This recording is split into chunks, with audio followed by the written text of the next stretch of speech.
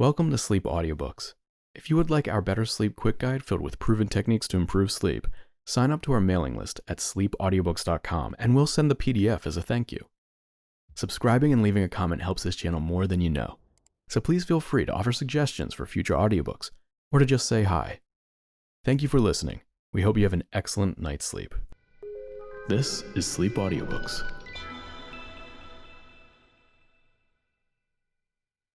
Christmas Comes But Once a Year by John Leighton, showing what Mr. Brown did, thought, and intended to do during that festive season.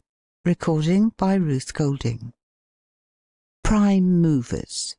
John Brown, Esquire, citizen of London and suburban snob. John Brown, Jr., Esquire, fast gent, son and heir to the above. Brick, I believe you, my boys, rather. Master Thomas Brown, apple of his mother's eye, her Tommy-Wommy, her dear boy, her jewel of a pet. Captain Bonaventure de Camp, officer, late of the Honourable East India Company's service, but now at the service of anyone. Latimer de Camp, master of hearts, elder son of the above, of Nobody Knows College, Oxford. Wellesley de Camp, cadet of Sandboys Military College. Soavo Spohf, composer, organist at St. Stiff's the Martyr, Mr. Brown's ex-friend. John Brown, footman to John Brown, Esquire, late private in the 44th Foot. Tobias Strap, grocer in Greens, landlord to Mr. Spohf, and supernumerary help to anybody. Ichabod Strap, son of his sire, commonly called Alfonso, but sometimes Buttons. Mrs. Benigma Brown, rib of John Brown, Esquire, ruler of his roast and boiled. Miss Jemima Brown and Miss Angelina Brown, eligible young ladies, very so, to anyone inclined to a matter of money-all alliance. Lady Lucretia de Camp, spouse of the captain, lady in her own right and wrong. Deborah Strap, consort of T.S. above, pew-packer at St. Stiff's the Martyr. Guests, cooks, maids, lantern-bearers, extra flunkies, police, etc., etc., etc., etc. Scene: Victoria and Albert Villas, Mislington, near London. Time: Christmas. Section 1. Very cold, very bleak. The thermometer and snow are falling fast. Eggs and suet are rising faster. Everything at this season is prized, and everybody apprizes everybody else of the good they wish them. A Merry Christmas and a Happy New Year. Even the shivering caroller, for it is a poor heart that never rejoices, is yelling forth the tidings of comfort and joy. The snow that descends, making park and common alike, topping palace and pigsty, now crowns the semi-detached villas Victoria and Albert. They were erected from the designs of John Brown, Esquire, and his architect or builder, and are considered a fine specimen of compo Cockney Gothic, in which the constructor has made the most of his materials, for to save digging he sank the foundation in an evacuated pond, and, as an antidote to damp, used wood with the dry rot, the little remaining moisture being pumped out daily by the domestics. The floors are delightfully springy, having cracks to precipitate the dirt, and are sloped towards the doorways, so that the furniture is perpetually trying to walk out of the rooms. But those apertures are ingeniously planned to prevent the evil, the doors obstinately refusing to open at all without force. That the whole may not appear too light, few windows are introduced. By casual observers, the Victoria and Albert would be taken for one, so united are they, and had we not seen the parting division, we should have doubted also. Of the entrance lodges we have noticed one of the chimneys smoking periodically, and from the mollient white vapour issuing over the window at such times, presume Victoria is washing, whilst Albert is locked up and doing nothing. Their lord and master is John Brown, Esquire, Director of the Deptford Direct, the Stag Assurance, and churchwarden of this parish, St. Stiff the Martyr. A portly, upright man, for had he not been so erect to balance a fair round belly, he would have toppled on his nose. Everybody said that he was clever too, and moreover always thought so. For luck had made our friend a rising man amongst the suburban aristocracy of Mislington. Of Mrs. Brown, she is his match, and portly too, though older and more crusty. A crummy dame, to whom her lord must bow, for, upon his hinting at duty, and an obedient wife's commanding her husband, she ordered him off, reading the adage as a woman ought. Of the Misses Brown, Jemima and Angelina, they are decidedly getting old for young ladies, having been out for some time, and, like the back numbers of an old periodical, are not the more interesting or marketable for it. Of the sons, the elder, John Brown Jr., is spoiling himself by patronizing all that is fast, whilst the younger is being educated for a faster age, being spoilt first by his mother.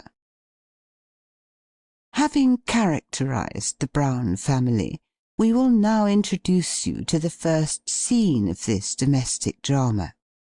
Victoria Villa, a dormitory, midnight. In the background may be seen and heard a lady in a rich, mellow snore, whilst distant music, the Christmas waits, is softly o'er the senses stealing, and loud in the promise of a good time coming, provided you will wait a little longer. Mr. Brown is seated at the dressing-table making up his diary, or rather trying to cram the events of 24 hours into the leaf of a pocket-book 5½ inches by 3 1/4, his usual custom before rest. December 21st, Friday. Advertised in this day's Times to let Albert furnished from the 25th, with use of servants if required, double house and household at half price, grand effect united with economy. Tommy came home from Dr. Tortem's with holiday letter, bill, and wonderful crop of hair, considering it costs me 5 shillings per quarter to cut. Brimstone and treacle under head, medicine charged 10 6, firing and broken windows £2, etc. What most unlucky things turn up on a Friday! I much wish I had not advertised Albert to-day. No one will come.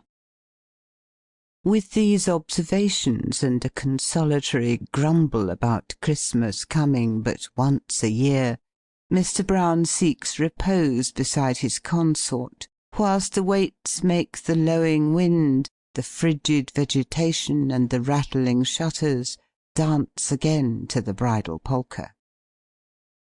Sweet sleep, and morning dawns.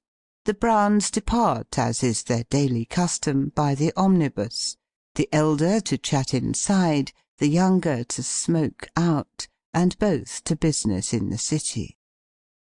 Whilst at home, Master Tommy displays the advancement made in his studies, as the holiday letter states, by practising writing in the Book of Beauty, his knowledge of natural history by attempting to rear goldfish, like eels, in sand, searching for the tick in an 8-day clock, setting bits of raw beef in the back garden, that the portion, like potatoes, might grow to young bullocks, filling the bellows snout with gunpowder, that they may blow the fire up, putting the cat in walnut shells upon the icy pond, and himself in the middle of it, playing racket in the drawing-room, and constructing a snowman against the back door to fall in upon Sarah, almost frightening her to death, and many other experimental philosophical tricks,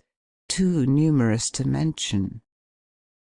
During this day the semi-detached is besieged by a lady and gentleman in search of a home.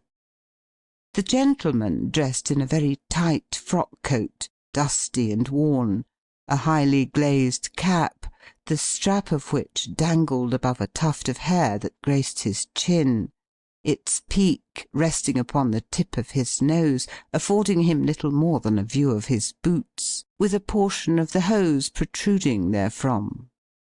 His tightly strapped trousers carrying a broad stripe, of which he appeared proud, being engaged in the manufacture of many more in other parts, by knocking the dust out of them with a slight cane.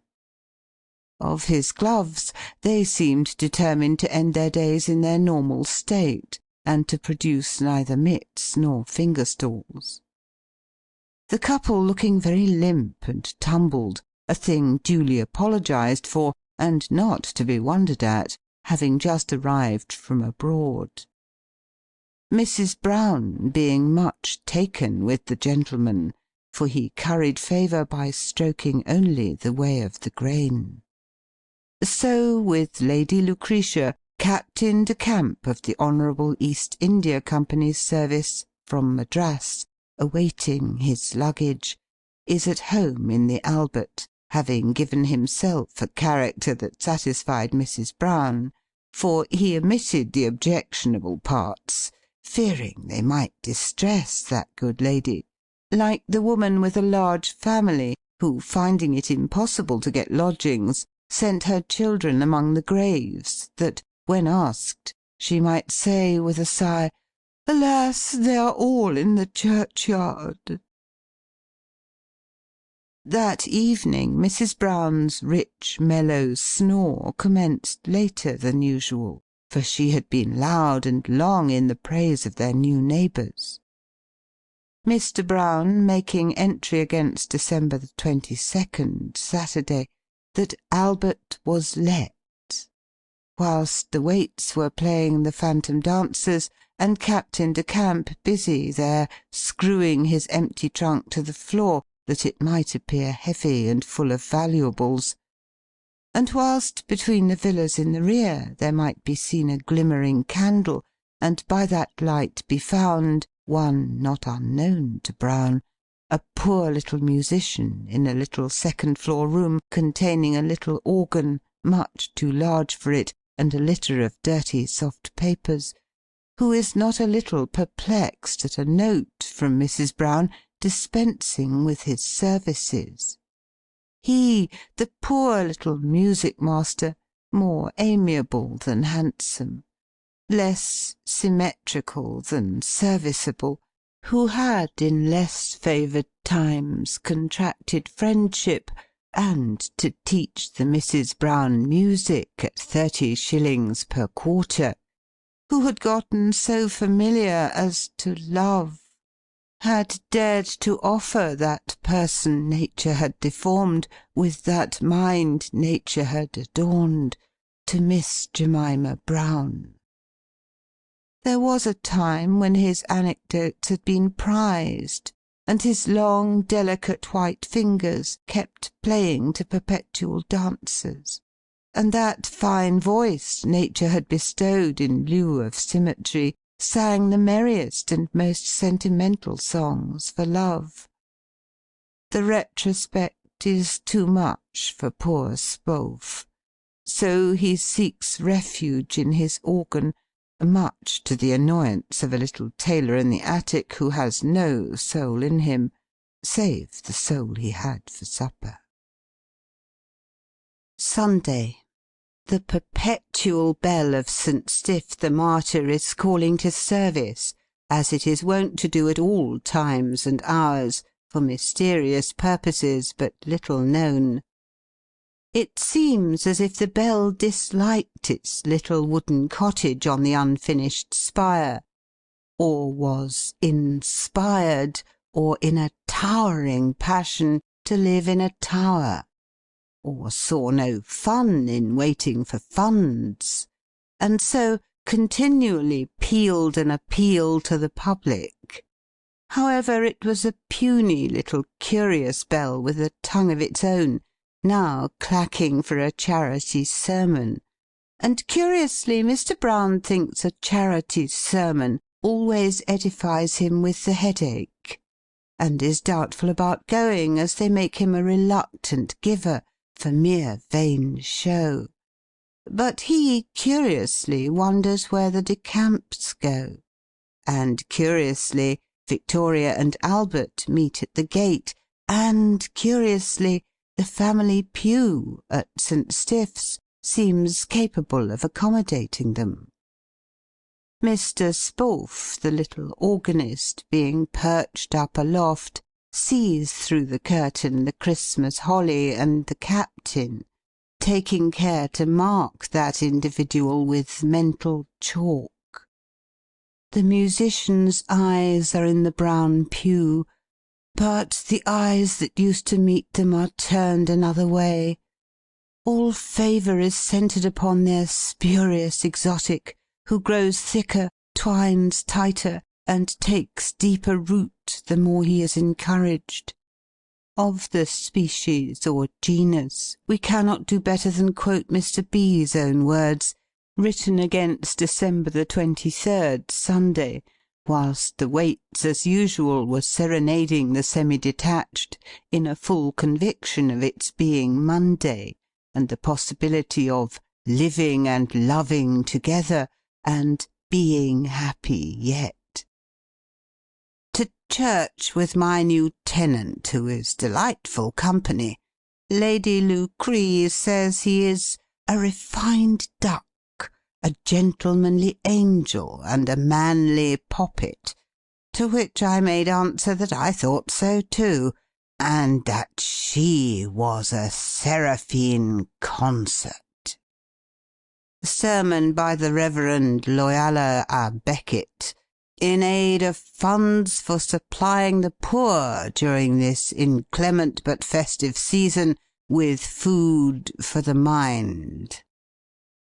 Captain de Camp did borrow a sovereign of me to put in the plate, and I was told by my fellow churchwarden, Mr. Flintflair, that he did put in a bad shilling, wrapped in paper, and did take out 15 shillings in change.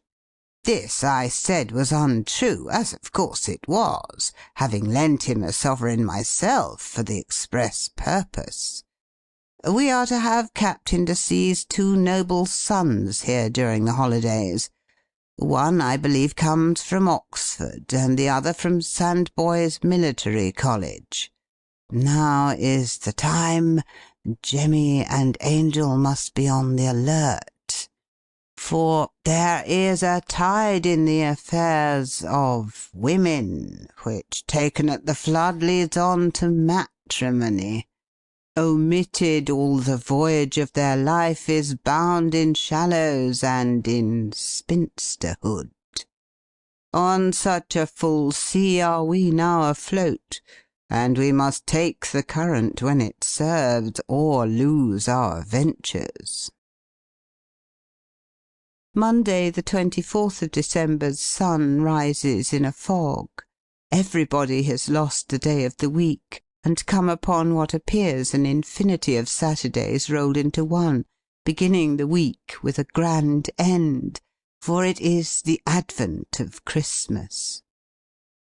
The Masters de Camp arrive as was expected, Cadet Wellesley exhibiting his military accomplishments by surveying the back field, all the holes and corners, riddling the sty and pigs with Mr. Brown's blunderbuss, bivouacking in the pantry at Victoria's expense, and, when remonstrated with, for mere sport, knocking the plaster Albert off the garden wall into the lane. Mr. Latimer de Camp introduces himself more civilly, as Miss Jemima is playing and singing, of course for practice, by accompanying "How happy could I be with either" on the wooden partition with his thumb, after the fashion of a tambourine. This is the annual busy day. Packets and parcels are being delivered unceasingly by uncommonly civil butcher boys, graceful grocers, and urbanic greengrocers, who are near enough to Boxing Day to know that silver on the tongue is necessary to charm silver from the pocket. The captain has sent to learn if any consignments are for him, to ask the loan of a pack of cards, and Victoria's company to spend the evening at the Albert, which invitation is graciously accepted. It is Eve, Christmas Eve. Mrs. Brown's candied mixture, the pudding, is simmering in the copper. The turkey, chine, and 100 et ceteras are on their way from Plumpsworth, while Captain de Camp's baggage is at the very wildest verge of that gentleman's imagination, and its appearance would have surprised him more than any one else, so speculative was it. Mr. Brown is in the city, homeward bound by the omnibus, intending to realize a Merry Christmas and a Happy New Year. It is so foggy that he finds he is going at an invisible pace, obliging him to abandon the invisible vehicle in an invisible street, paying an invisible fare. He ties a handkerchief round his foot to prevent slipping, and has something short to keep out the cold, and a little brandy punch to keep out the fog, and a little egg flip to keep him warm, and a link that he may see the way, for his vision is not very distinct. His head is delightfully buoyant, his optics inclined to multiply, and his legs very refractory, having a great desire to dance or go sideways, but obstinately refusing in their eccentricity to proceed in a straight line. For Mr. Brown is more merry than particular, taking Newgate Market in his way home to Mislington from the Change. Having a great veneration for old customs, he buys a boar's head there, and boy to carry it. Next, being taken with a crockery shop sign, the little basin, which, by the by, was a very large one, he purchases that also, thinking it will do for a wassail bowl.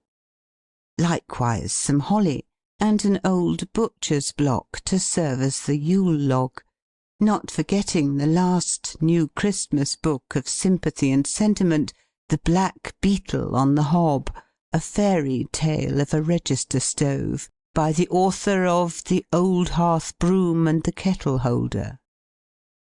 With these articles Mr. Brown and his retinue reach home in safety, a miracle considering the toast and ale they have consumed.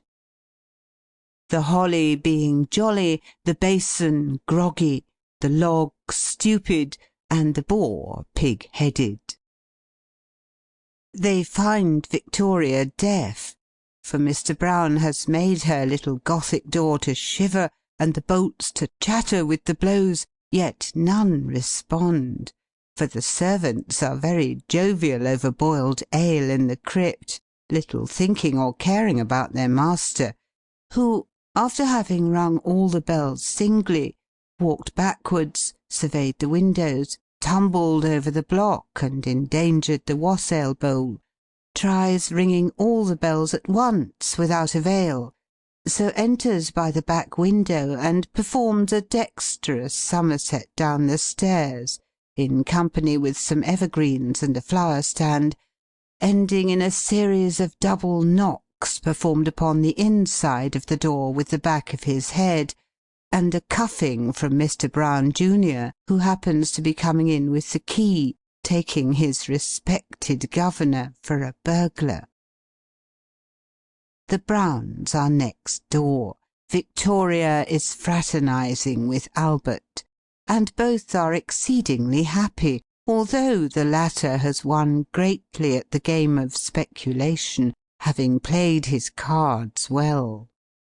So Mr. Brown, after being packed in brown paper, steeped in vinegar, and well soda-watered, joins the social party, finding Captain de Camp busy concocting an extraordinary oriental mixture, the name of which we quite forget, out of old bottles from Victoria's cellar, and telling a tremendous Eastern story of a tiger captured in a jungle after a chase of 10 hours, he should have said minutes, in a penny magazine.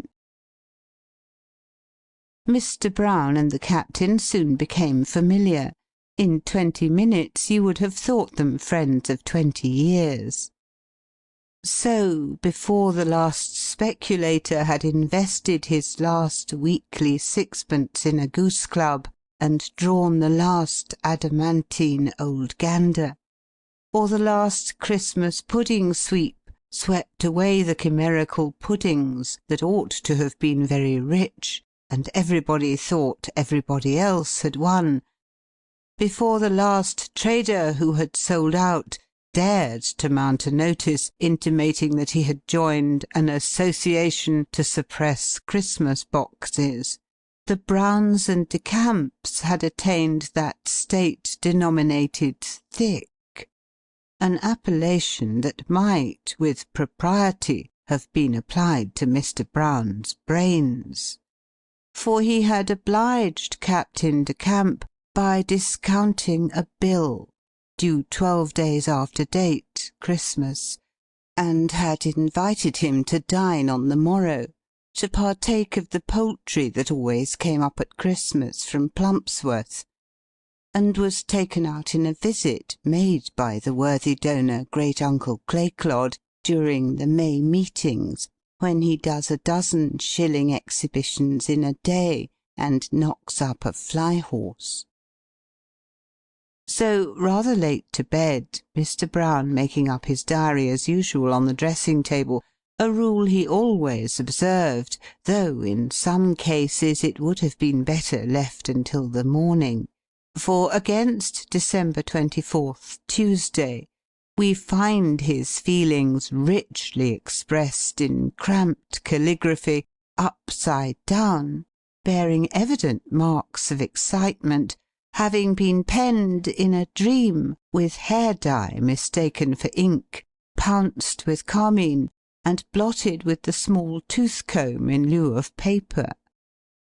It is, moreover, curious for its allegorical allusions, likening Captain de Camp to a brick, a downy card, a sharp file, and several other inanimate poetical images. Of our mild friend Spohf, he is sleeping soundly upon a light supper, obtained from St. Stiff's dairy.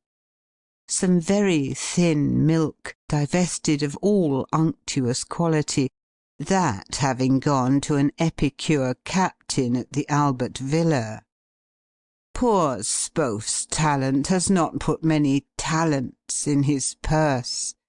These real racing times run over genius.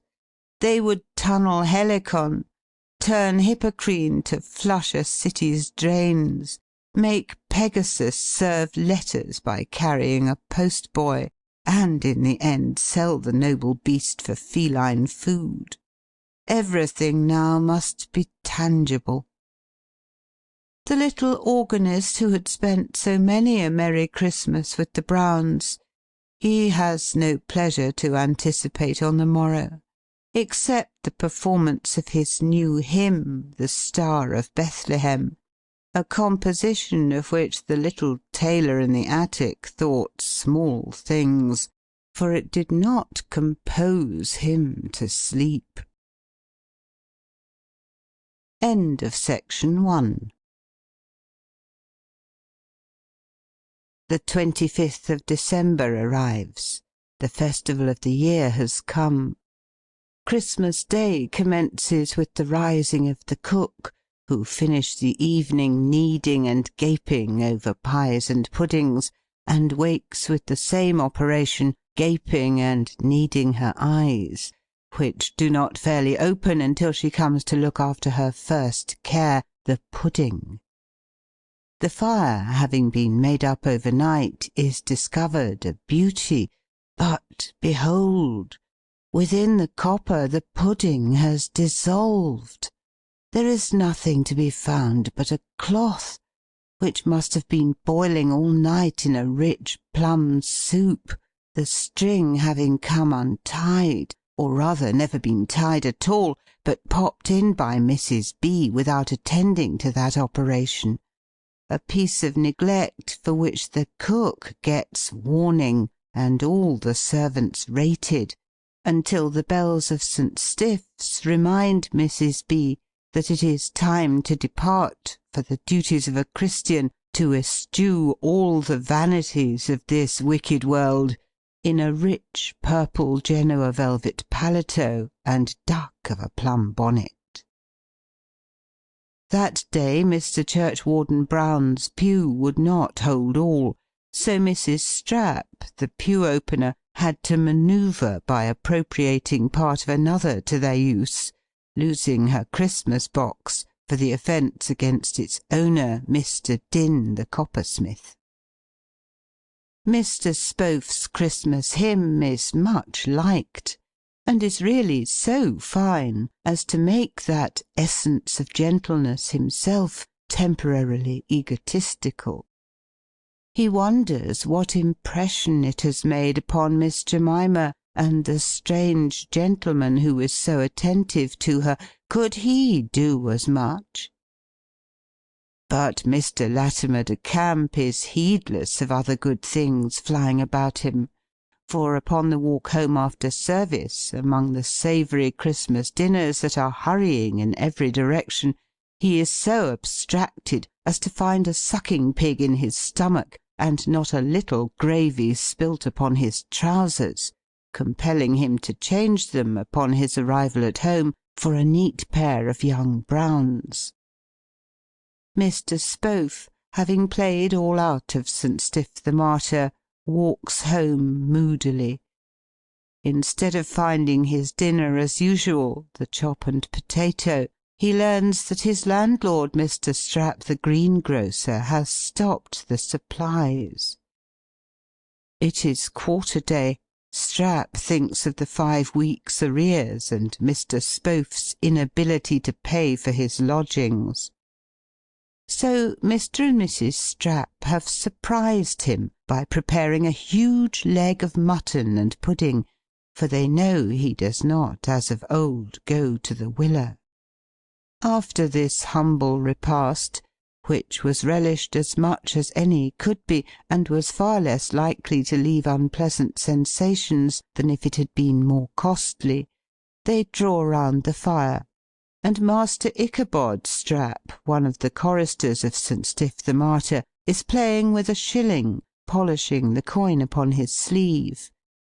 It is the identical one said to have been put in the plate by Captain de Camp, and given by Mr. Flintflayer, the gentleman who held the Gothic platter, to Mrs. Strap, the pew-opener, advising her at the same time to nail it to the counter, a counterfeit to deter smashers.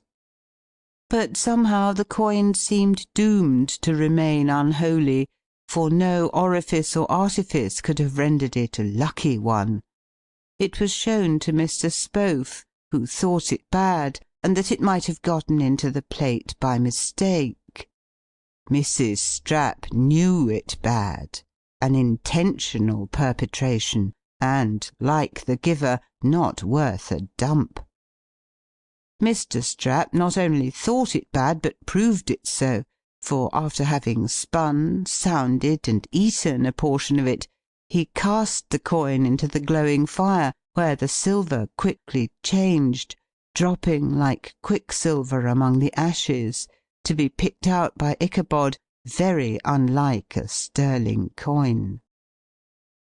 Old Strap, who had taken the pledge, but since introduced an exceptional clause in favour of feasts and festivals, gets out the black bottle for fraternity's sake. They take a pipe apiece, and so softened is the little organist with their genuine unsophisticated kindness, that he sees all his cares fly, and nothing but joys in the wreathed curls of smoke betaking themselves up the chimney. He sees Messrs. Blow and Grumble, the eminent organ-builders, making a fortune by his new movement, having purchased and patented it.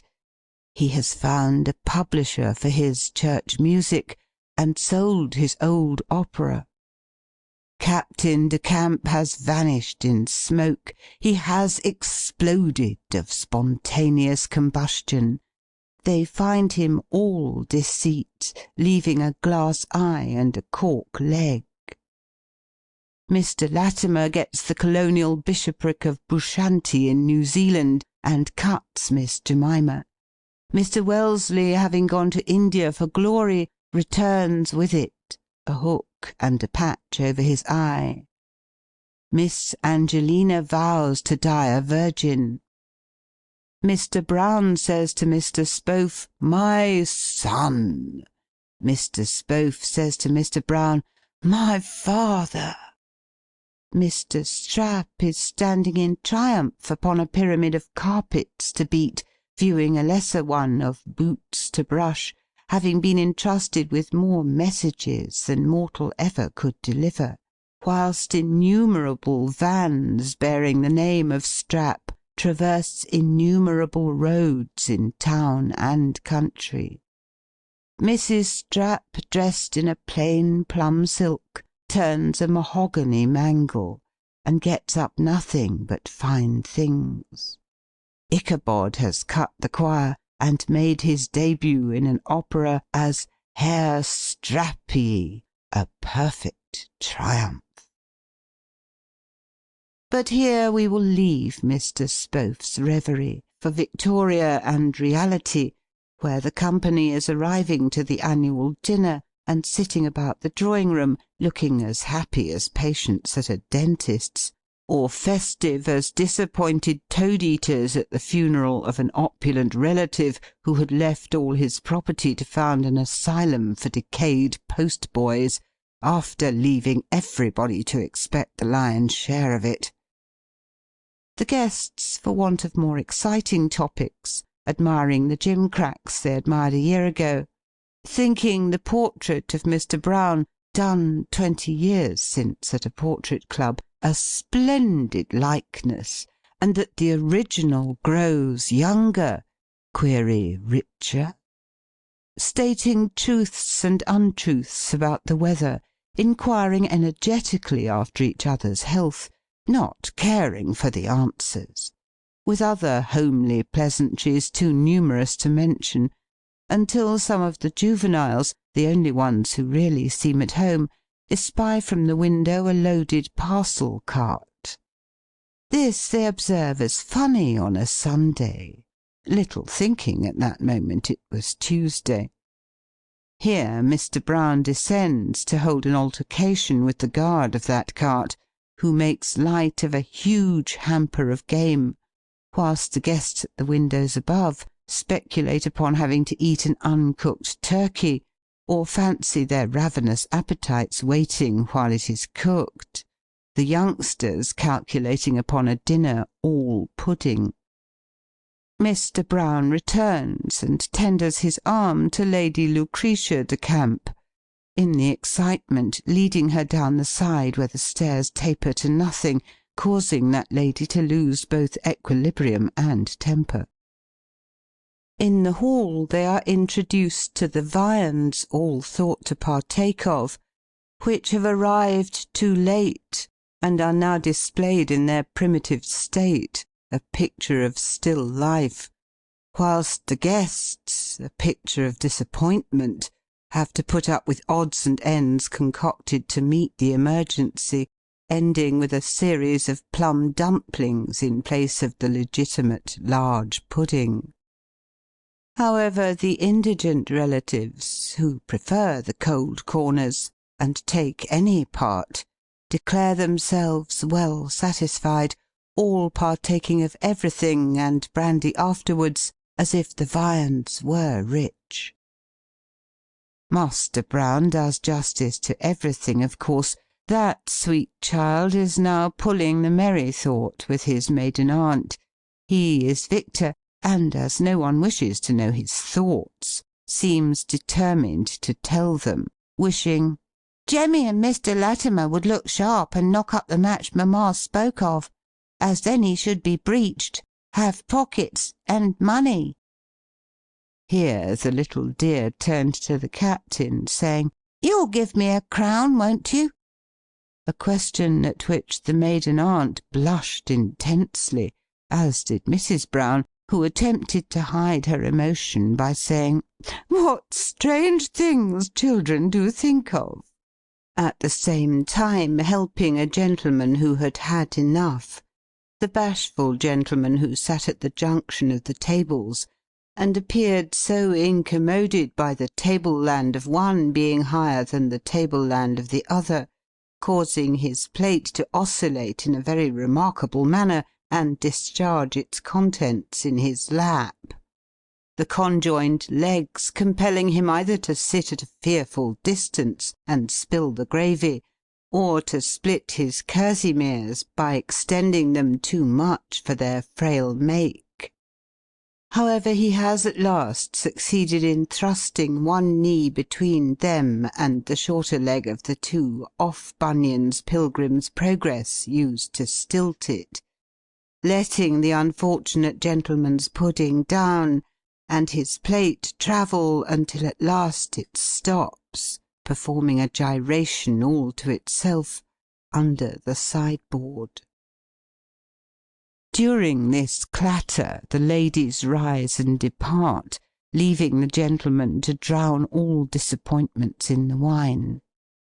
Mr. Brown, feeling called upon, rises, apologizing for certain misfortunes herein described, at the same time trusting that such events might never happen again, and, in the end, eulogizing Mrs. B., who is painted in glowing colours by a painter who said he should not have painted it, or, as any one else might have observed, introduced two virtuously amiable daughters so prominently in the foreground. After a noble reply by Captain de Camp of the Honourable East India Company's service from Madras, and much applause from the diners, they ascend to join the ladies, forming round the drawing-room fire a vast amphitheatre, in the centre of which gladiatorial children contend for nuts and oranges, Captain de Camp filling the post of honour, making himself at home in Mr. Brown's easy-chair and slippers. Mr. Wellesley drags in the Yule log, much to the detriment of the Brussels, and the annoyance of the guests, for, upon placing it in the grate, it causes everything to be covered with black tadpoles, nearly extinguishing the fire, until it ignites, roasting the company, and making the pot a white heat. The Captain has repeated last evening's brew upon a larger scale, in the little basin or wassail bowl. Master Wellesley has kissed Angelina under the mistletoe, suspended from the chandelier, and placed in the centre of the amphitheatre for that purpose. Mr. Latimer has taken the opportunity, as Jemima turned up a refractory burner, and everybody kissed everybody else they liked, or could catch, there.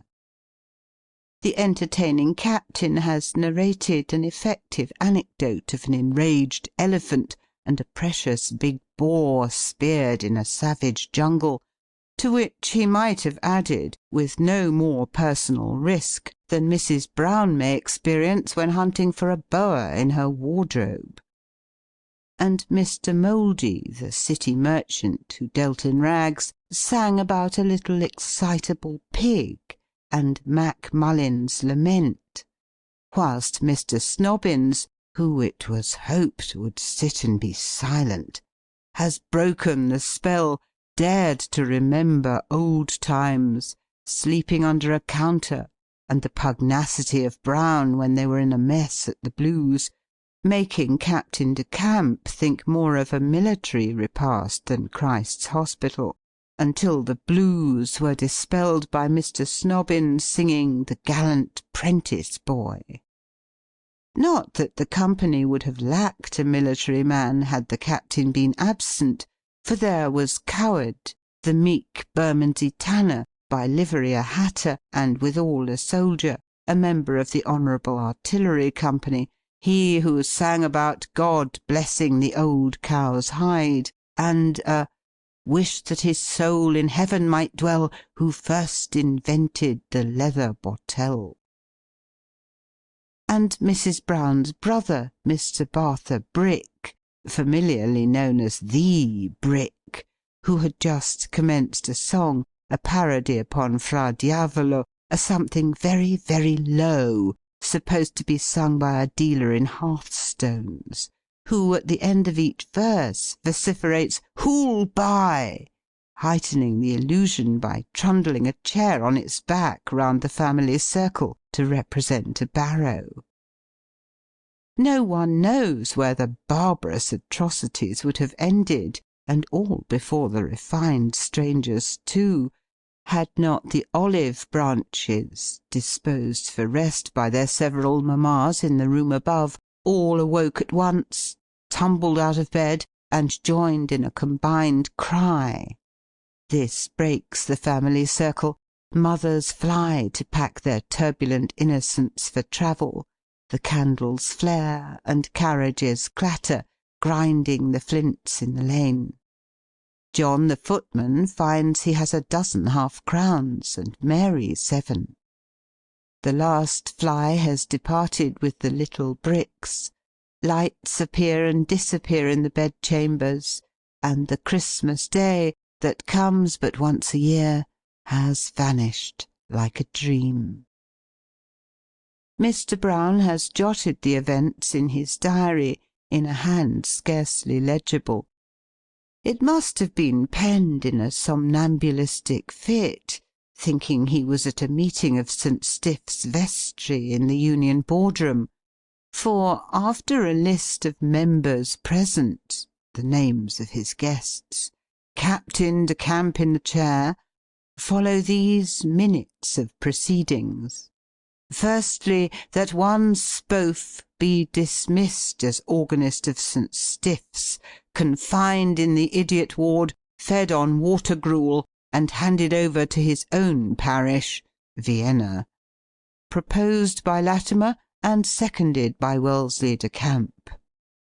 The second proposition appears to be to the effect that a vagrant named Brick, dealer in hearthstones, be confined in the refractory ward, and fed upon bread and water.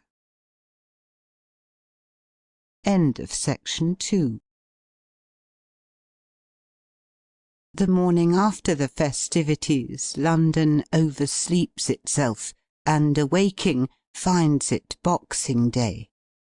Variegated dips are being disseminated among delighted dirty juveniles, whilst the boys seem chagrined at notices for the extinction of abuses, or suppression of Christmas boxes, which seemed only to make them the more pertinacious at Victoria Villa, for an irregular dustman has chalked the post, and the postman vowed to mark Mr. Brown.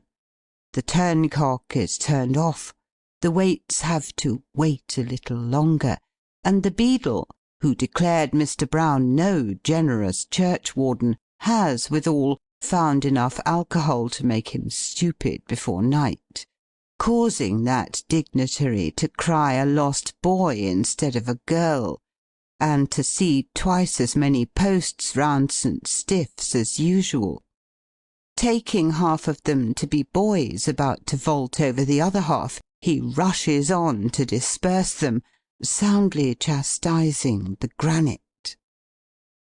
All the little boys secure their mites before midday, taking their posts at the gallery door of a popular theatre 5 hours before opening, to practise that rare virtue, patience, at the shrine of Hot Codlings and George Barnwell.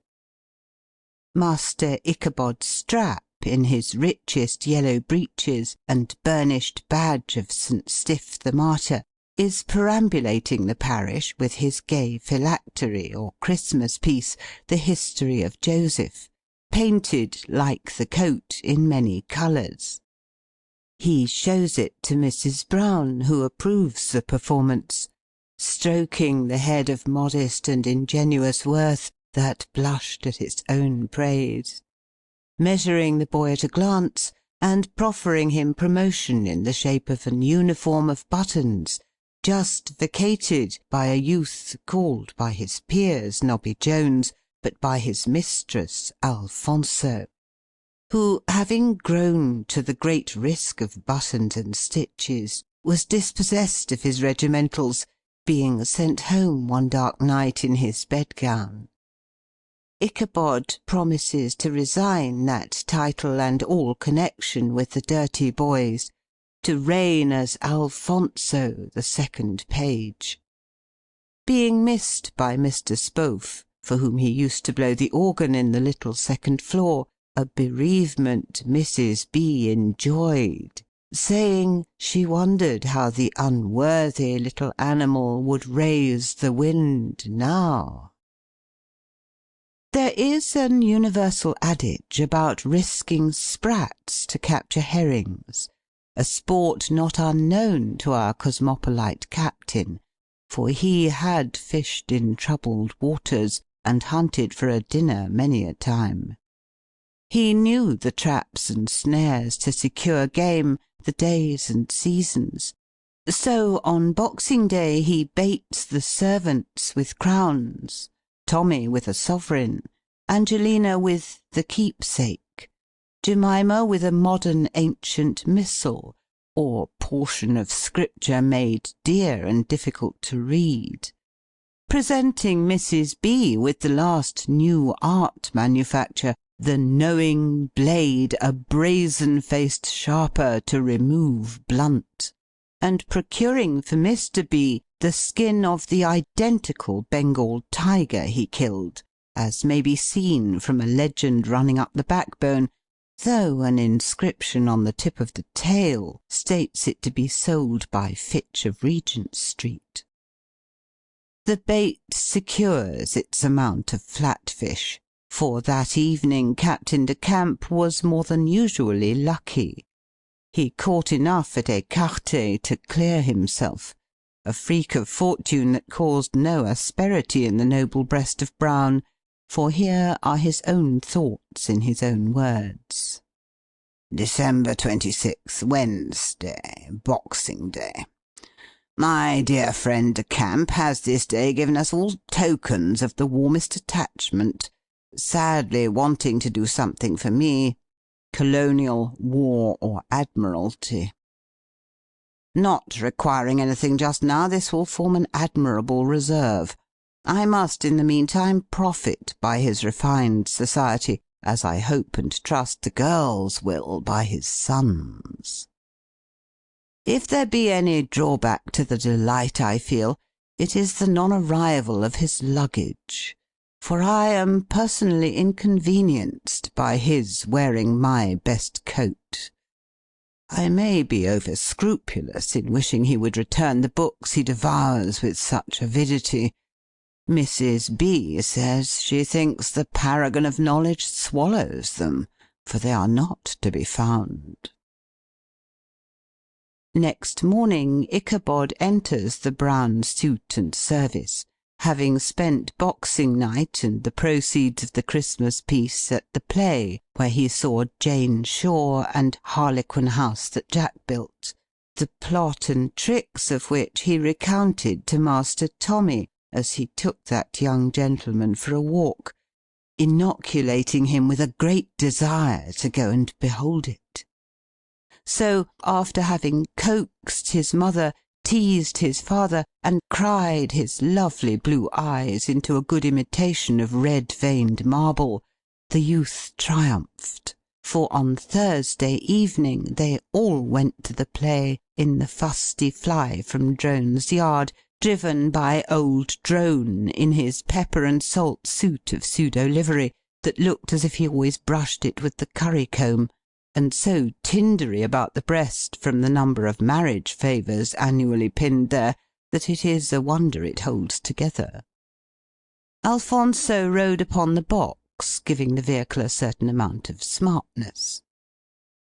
On their arrival under the dirt-embrowned portico of the theatre, they are cordially recognised by the De Camps, who, thinking it a pity the box should not be filled, have just dropped down to see London Assurance, intending to quit before the pantomime, but forgetting to do so after all.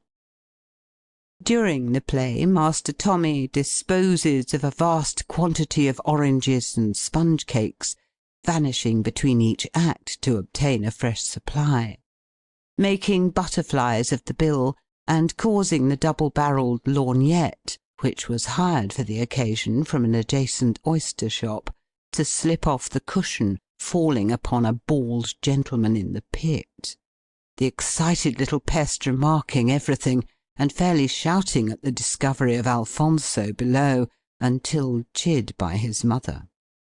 Oh, that we could participate in thy youthful enthusiasm, or feel pleased at that hotchpotch the overture, or a thrill when the muffin-bell tinkles, causing the lovely drop scene, that combined the grandeur of the pretty Parthenon with the sublimity of Virginia water, to vanish into its own intensely blue sky, disclosing the Harlequin House that Jack built, and Mr. John Bull's huge pasteboard thick head snoring like thunder in a property summer-house, an elephantine blue-bottle on his proboscis, and a sleeping bulldog the size of an Alderney steer at his feet.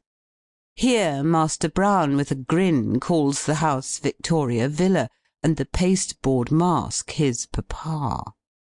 Now enters the rat to eat the good things that lay in the house that John built, represented by a stealthy, seedy gentleman, who, after reading a board intimating that apartments were to let, crept slyly past the sleepy bull to mount the house steps, and there deliver himself of the following doggerel in a mellifluous voice: I search for lodgings, here's the very thing, though I've not got a rap, I think I'll ring, for all I want is to be taken in, as I would others take.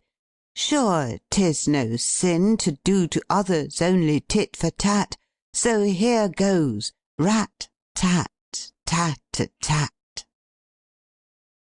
The orchestra, loud in wishing to know who's dat knocking at de door, and Master Tom deep in the bill with Mr. Rat, who is there described as a scamp, an unknown term to Tom, for he asked its meaning, observing that Uncle Brick said Captain de Camp was a scamp. This question remained unanswered, for no one heard it except the captain, who felt a great itching to pull a young monkey's ears, but did not.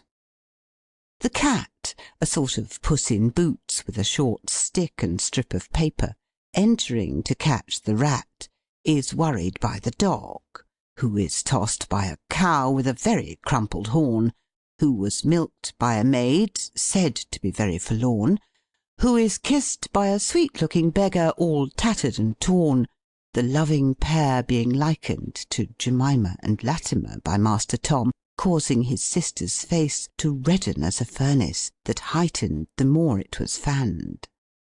And when the priest, all shaven and shorn, whom Tom called the Reverend Loyalla Becket, commenced marrying the couple, then Miss Jemima entertained serious notions of fainting, and probably would, had not the solemnization of matrimony been violated by the priest, who shed his sackcloth surplice, vaulting over the rails of the altar between the astonished couple, leaving that sanctuary to change into a matchmaker's, appearing himself a perfect clown, stating that sublime, veritable truth, "Here we are again," working his geometric, chromatic physiognomy into endless contortions, extending his arms like the sails of contrary windmills, twiddling his legs like a fly, and when called upon by unearthly voices for tippity-witchit, appears so scared that he tumbles through the big drum to oblige them with the song from the slips, instantly afterwards presenting himself upon the stage, dilating his spotted inexpressibles, until they put him in mind of a friend, Pantaloon, that by a curious coincidence resides at a tailor's in the background, having just completed a patchwork skin for Harlequin, who, the instant he is fitted, flies through the panel of a door inscribed Cutting Out Room into the next house of florists, there to obtain his favourite flower, the columbine, with whom he has a long dance in the centre of a very solitary street, whilst Clown and Pantaloon arrange a partnership concern, which they carry on in the middle of the road in front of the shop, until Clown renders himself more plague than profit by warming his partner's lumbar region with a very red-hot goose, basting him with the sleeve-board, and sticking him to the road with wax. Clown dissolving partnership by walking off in a new rap-rascal with the cash-box, that no one may rob them. The best things must come to an end, and so does the pantomime, with a gorgeous display of red fire, tinsel and gold, real water, and the electric light, all chopped off in the middle by the descending curtain. The box fronts have been enveloped in their nightgowns. The Columbine is clattering in pattens to her lodgings. The Harlequin has been bolted out, unable to vault through the fanlight, and the Clown is running in his painted face, having forgotten to wash it, for at home he left a dear wife seriously ill to come and be funny in sadness. Drone's fly is homeward bound, heavily laden. The young men of the party have dived into the Welsh rarebit warren, there to spend the early hours of the morning listening to sentimental songs, chanted amid fumes of tobacco and spirits, to hear sorry wit and make vapid remarks. The great feature of the evening being a melodramatic dirge, supposed to be sung by a condemned felon, a triumphant lamentation and delineation of brutal character, so eloquent and thrilling in its monosyllabic groans of anguish, that it is a wonder the kidneys consumed in such numbers are ever digested. But alas, such is life. Those most swayed by animal propensities see the least warning therein. As the thief combines business and pleasure at the gallows' foot, So with the frequenters of the warren, they imbue their sentiment and supper, only digesting the latter. Wellesley has devoured several rabbits, and Latimer disposed of numberless kidneys, whilst young Brown has had to wait the usual 40 minutes for a steak, and in the interim had 5 stouts, 4 goes, and several cigars, i.e. with assistance from the De Camps, who have made free, to order goblets of champagne, and in the end, not having change to repair the damage, a mean but true term as often applied, they get young Brown to pay the complicated sum added up by the waiter upon a mahogany ditto in lieu of a slate, with stale stout spilled in the corner, receipted with a wipe of the towel. And so, home in the safety cab, with large wheels and a spanking grey, lettered along the side, nil desperandum, thinking handsome is as handsome does, tumbling into bed just before the peep o' day, and 5 hours after Mr. Brown had made up his diary, writing against December the 27th, Thursday, that he had taken Tom and the girls to a pantomime, been agreeably surprised to find the De Camps there, especially the sons, who did sit in front with Jemmy and Angel, looking made as much for one another as he could desire. Tom behaving very sadly, and were it not for his mother, the boy should spend the vacations at a Yorkshire school. Twice every year, in the dog days and December, is the house turned topsy-turvy. It may be sport to you, Master Tom, but 'tis death to us. End of section 3. Thus older grew the year, and fuller got the diary, Mr. Brown graphically recounting the doings and disasters of December the 28th, Friday. Unpropitious, fatal Friday. I never knew it lucky save once, and then it was.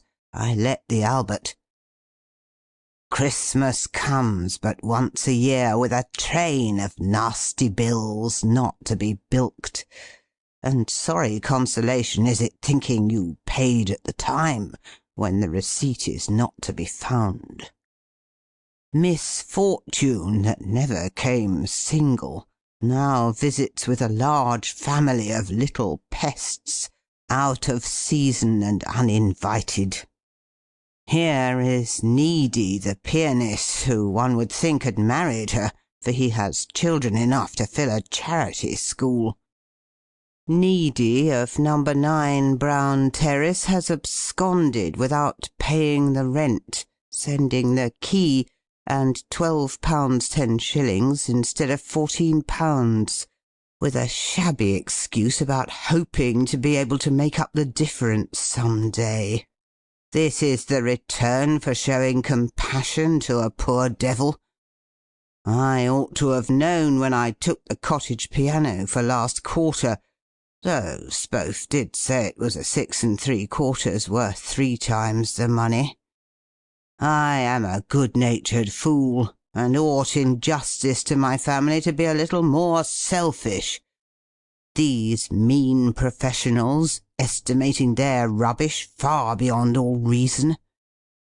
My spirits are damped, and so are we all, for the water pipes that rascal plumber fixed at the low contract have burst with this evening's thaw, and were discovered just as the water was coming in, having played, I know not how long, a fountain in the bathroom, tumbling down the stairs like the falls of the Niagara, obliging us to insert tobacco pipes all over the drawing-room ceiling to drain the inundation. It has spoilt the watered paper, stained the aquatint of the aqueduct, and Wellington at Waterloo, done for the water gilding, and saturated the momentous question. The heart's misgivings is a sop, and the water-colour of the flood is washed away. Alfonso is sitting up in goloshes to empty the pots, and I doubt much if I shall sleep over the dropping well. How Mr. Brown slept we do not know, but can imagine, for here is the diurnal record made up in bed, December 29th, Saturday. Dreamed Victoria Villa turned into a hydropathic establishment, that I was being frozen, thawed, and suffocated. Did wake this day with an enlarged cheek, the influenza compelling me to keep my bed, bathe my chilblains, and anoint my nose. I take slops internally, and wear a heart upon the outside of my chest.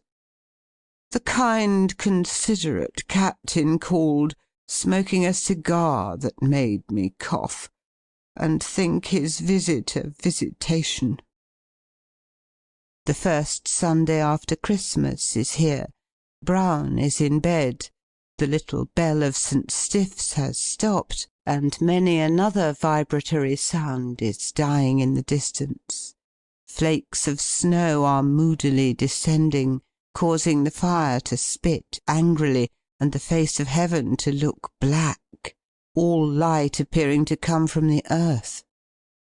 Sound is deadened, the carpet is darker than usual, and the ceiling lighter. Mr. Brown's eyes are up there, for he is lying, tracing amid the cracks and stains vast palaces like pictures by Martin, or aerial phantasmagorias by Turner.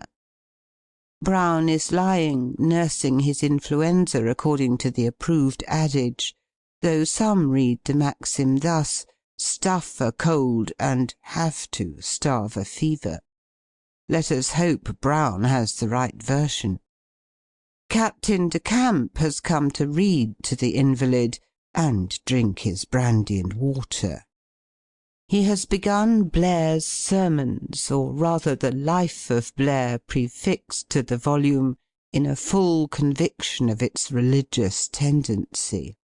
Whilst in the room above is John the footman, standing upon his bed, breathing on the single pane of glass inserted in the sloped roof, that he may melt the snow, and see to read a mysterious document, a tumbled note, not on the Bank of England, but an epistolatory one, found in the trousers pockets of Mr. Latimer de Camp, the same cast off by that gentleman on Christmas Day, when he stumbled over the strange dinner in coming from church, and so much deteriorated their appearance as to give them to John, who now, thinking he has found evidence, thinks he always thought he thought the De Camps scamps. John is perplexed at the purport of the letter, and feeling a cold thrill run through him, he turns into bed, there to reflect for 10 minutes upon the downy pillow, pondering with intensely closed eyes, considering before he puts himself in the power of an enemy. For John had been a soldier once, and would have been one now, had not his poor old mother starved and mangled together enough to buy him off.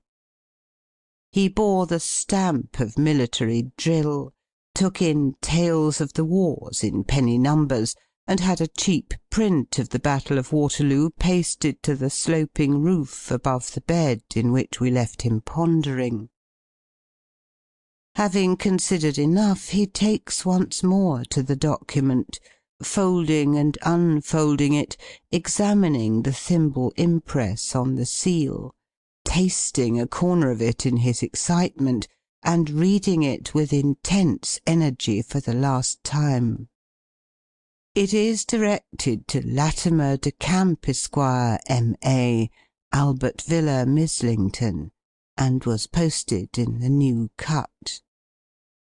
Number 2 Grubb's Rents. Dear Edward, I am anxiously awaiting the conspiracy. Do not keep me in suspense. Do it for my benefit. I sadly want money. Is the plot too horrible for you? You know how to do for a Victoria company. Make a domestic tragedy of it. Shoot the father and son. You know the rest. Pray communicate, or I shall think you in trouble. Your forlorn Emma. For this last perusal John appears none the wiser, being unable to divine more than at first. Murder and treachery seem the plot.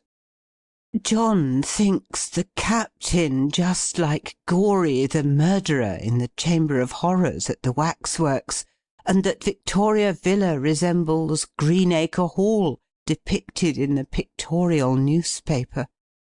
John is sadly perplexed as to where he shall seek counsel, of course thinking of everyone foreign to the case, until happily he remembers one that ought to have been thought of first. To Mr. Spohf will he send the mysterious note, ask his advice, and act upon it. But unfortunately John sealed the envelope with Mr. Brown's crest, a circumstance that made Mr. Spohf think the letter from his old friend Brown, so he answers it as such, feeling much pleasure that his advice should be sought, saying the enclosed note appeared to be about some drama someone had to write, a document of no serious import. As to strangers, he should advise caution, for it is the aim of a rogue to look as much like a trusty friend as possible. Quiet watchfulness is well, for that can harm no one. This answer from Mr. Spohf was promptly delivered by the little tailor's daughter to the expectant John, who naturally thought it for him. Curiously, John and his master both owned the name of Brown, John Brown. Now John the servant was conscientious, and would not on any account have opened his master's letters. He drew the line of propriety much further off. It stopped at reading in at the ends. John felt sure this letter was for him, not that he liked being called an esquire. Yet for all that he felt safe, for there, extra large and important, was the word private, a military distinction that made him doubly certain.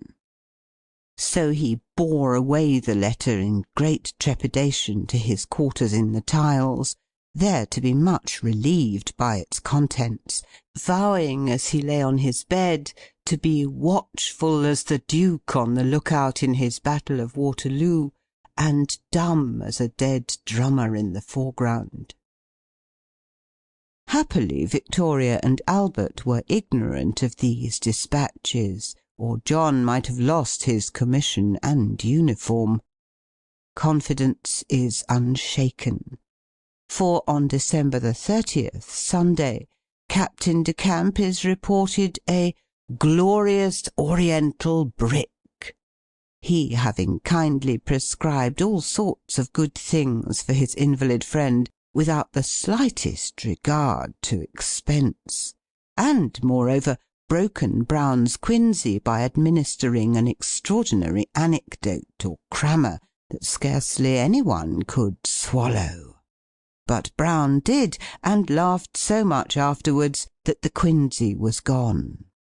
For the captain had anecdotes suited to all times and seasons. He only wanted listeners, and off he went like an alarum. Sunday put him in mind of that day 12 months, and that day put him in mind of Richard Spark of the Native Infantry. Richard Spark put him in mind of how they got that Hindu millionaire, Make Much G, Catch Much G, into a Christian church by walking him between them in a state of ether.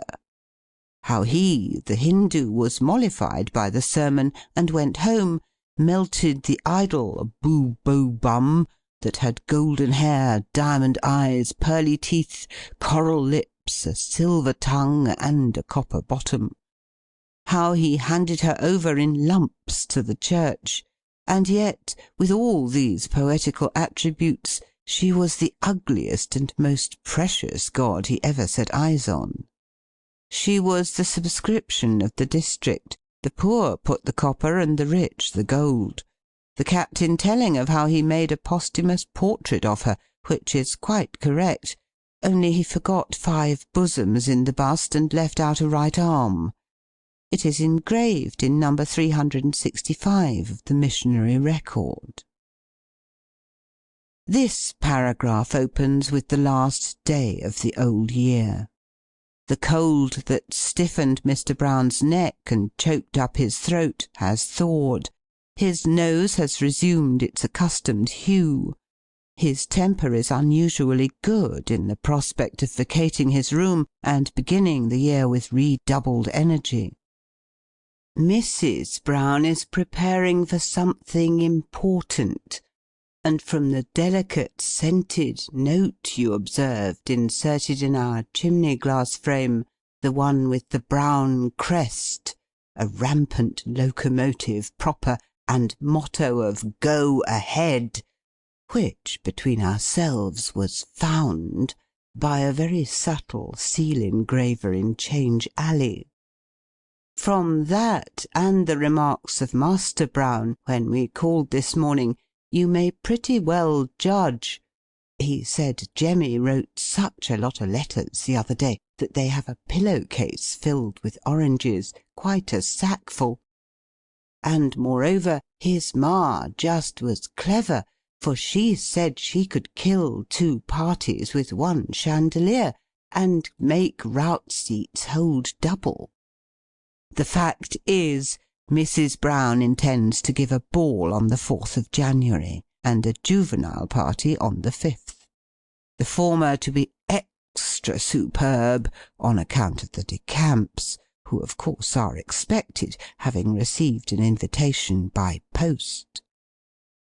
We wonder the Browns did not write to invite themselves, for John passed the Albert door in taking the captain's letter to the post, and the preparations were as much under the guidance of those worthies as of the Browns themselves. The boudoir is in a litter, all cuttings of satin and book muslin, in the midst of which may be seen pretty Miss Bibb and little Madame Tucker very busily employed, Lady Lucretia de Camp proffering advice, and superintending the construction of an amber satin covered with black lace, a dress that Mrs. Brown thought to wear, but felt obliged to resign, so much did her kind patron Lady de Camp dote upon it. Above this last-named apartment is Brown's bedchamber, where he and the captain are spending a quiet evening, reviewing their prospects, and relating their experiences. The captain stating his intention of living retired upon his property, for all his friend Major Cant's trying to persuade him to take an adjoining house in Belgravia. No, he was content to stay where he was.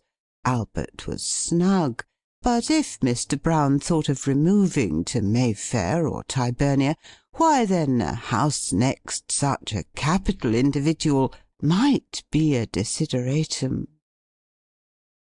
He said it, an army captain that should not say it, but did not care. Stockbrokers and merchants were men of bottom, though probably his friend Major Cant would say that bottom meant the baser stuff they were composed of. The joke was better than the simile, and neither bad. After this opinion the captain paused to think, drink, and, with a blow that made the table quiver, demand to know what a man without money was worth, answering the question in the same breath with an emphatic "Nothing! A man of wealth was a man of worth."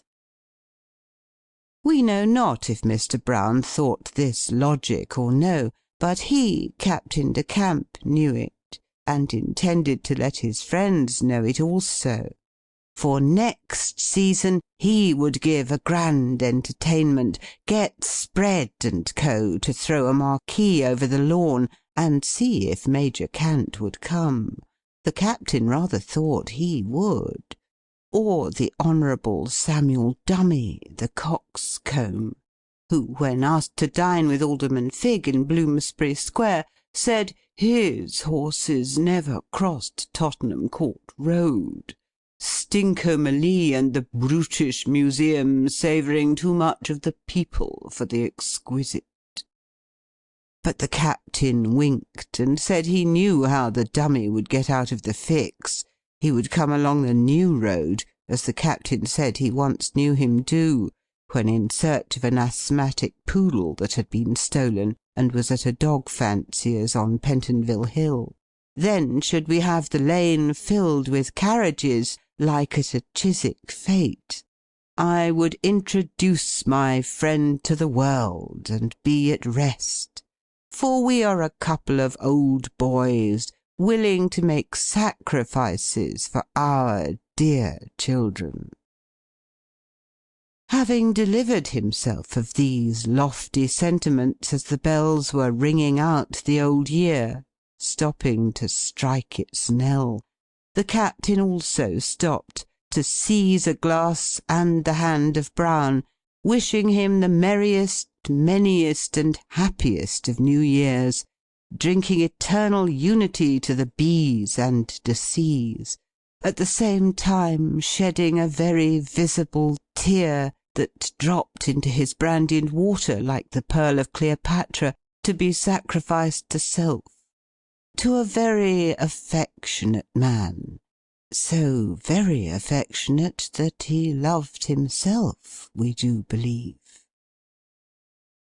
The spirits and sentiment so overcame Brown that he buried his emotion in the bolster, a state of mind the Captain did not fail to observe and take advantage of, for he supposed Mr. Brown could not spare £8 until Saturday, an affirmation that gentleman repudiated, for he granted the small favour with pleasure, presenting the leaf of an oblong book and his autograph to the Captain, who retired with the same, by an ingenious plan to render it of 10 times the value, adding to the 8 a letter Y, making it 80, and the figure to keep company with a nought. £80. The events of this day are chronicled in the diary of Brown, all couleur de rose, the literal purport of which it would be tedious to repeat. Suffice it to say, the aphorisms on the demise of the year ran foul of the occasional memoranda, and were brought to a dead stop by the general accounts. Not that his ideas stopped on paper, for he continued them in bed. Brown dreamed his ship had come home, that he dwelt in a Belgravian palace, that he was an MP, that he was known as Brown, the King of Change, that he ruled with an iron ruler, that he was enthroned upon a cash-box, that he wore a crown of dollars, that the 4 quarters of the globe adored him, that Great and Little Britain worshipped him, that the world told his wife Brown was a great man. But, alas! Trains of wild ideas, like locomotives that go too fast, may run off the rail when least expected, or explode as a train of gunpowder without notice. So, in Mr. Brown's imagination, he feels as if shot into the air after being dreadfully scalded. Mrs. Brown, kind soul, having applied a bottle of boiling water, forgetting the flannel, to the feet of her spouse before retiring herself, that good lady little thinking it was so warm. But there were other things Mrs. Brown did not know of, for she little thought the servants were round the kitchen fire, quiet as mice, all deep in The Mysteries of the Courts and Sewers of London, a work affording the greatest amount of horrible excitement at the lowest rate. A book in which Alfonso has discovered a Captain de Camp, and Cook a Lady Thingamy, whom, she says, ain't no better than she should be. A rather vague but significant truth, that might as appropriately have been applied to a saint as to a sinner, though Cook intended it for the latter. As to the Capting, the only think she had agin him was a wish he wouldn't spile everythink with soy and cayenne, for it got into the wash and made the pigs sneeze. Mary, too, must have her opinion, saying Wellesley wasn't no gentleman, for he wiped his dirty boots on the towels, and would pull the plug out of the wash-basin when there was nothing under to catch the soapy water. During this scandal John, whom all thought knew something, only said that the Captain was an humbug, as he noiselessly disappeared bearing his shoes in his hand, for it was considerably past midnight.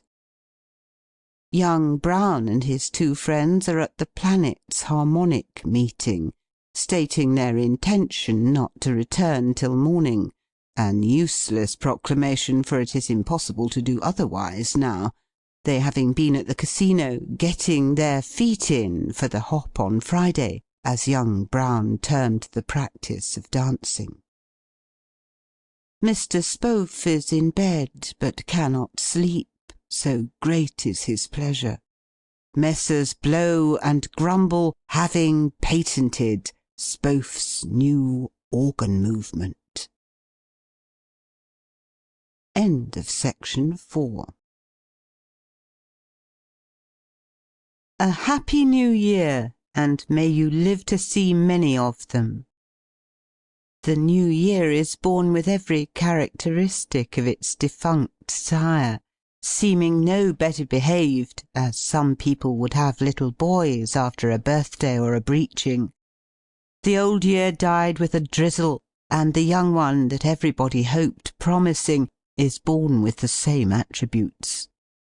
Mr. Brown is at his post again, the parish lamp-post at the corner of the lane, awaiting the favourite omnibus that is to bear him to the city. He is trying to arrange the 1,001 little commissions he has to execute for Mrs. Brown. How many he remembered or forgot we know not, but that day he purchased a fair blank diary. The stationer who sold it not only wishing him a happy New Year, but that he might live to fill 50 such, a wish that made Mr. Brown very contemplative, thinking 18,250 entries no joke, of many bright, bright days of pleasure, 210 of birthdays, half a century of weddings, anniversaries, and deaths, let us hope of peaceful happy deaths, for clouds will sometimes gather, darkening the brightest sky. But thank heaven there is plenty of sunshine for those who seek it, aye, to find it too, though it be midnight and beside a kitchen fire. Of this new diary the first page is penned with more care than usual, as all first pages are. There the De Camp dynasty reign in confidence, and it is evident that Mr. Brown anticipates a glorious future. Young Time, we have often imagined, must be born fledged, for he can fly quickly as his sire. It is the 3rd of January, the day prior to Mrs. Brown's ball. Thus thought we, wending our way to Victoria Villa, having promised the Miss Browns to step in and practise the deux temps with them. But, as we have since heard, it is another new double shuffle that is turning the brains of the dancing world just now.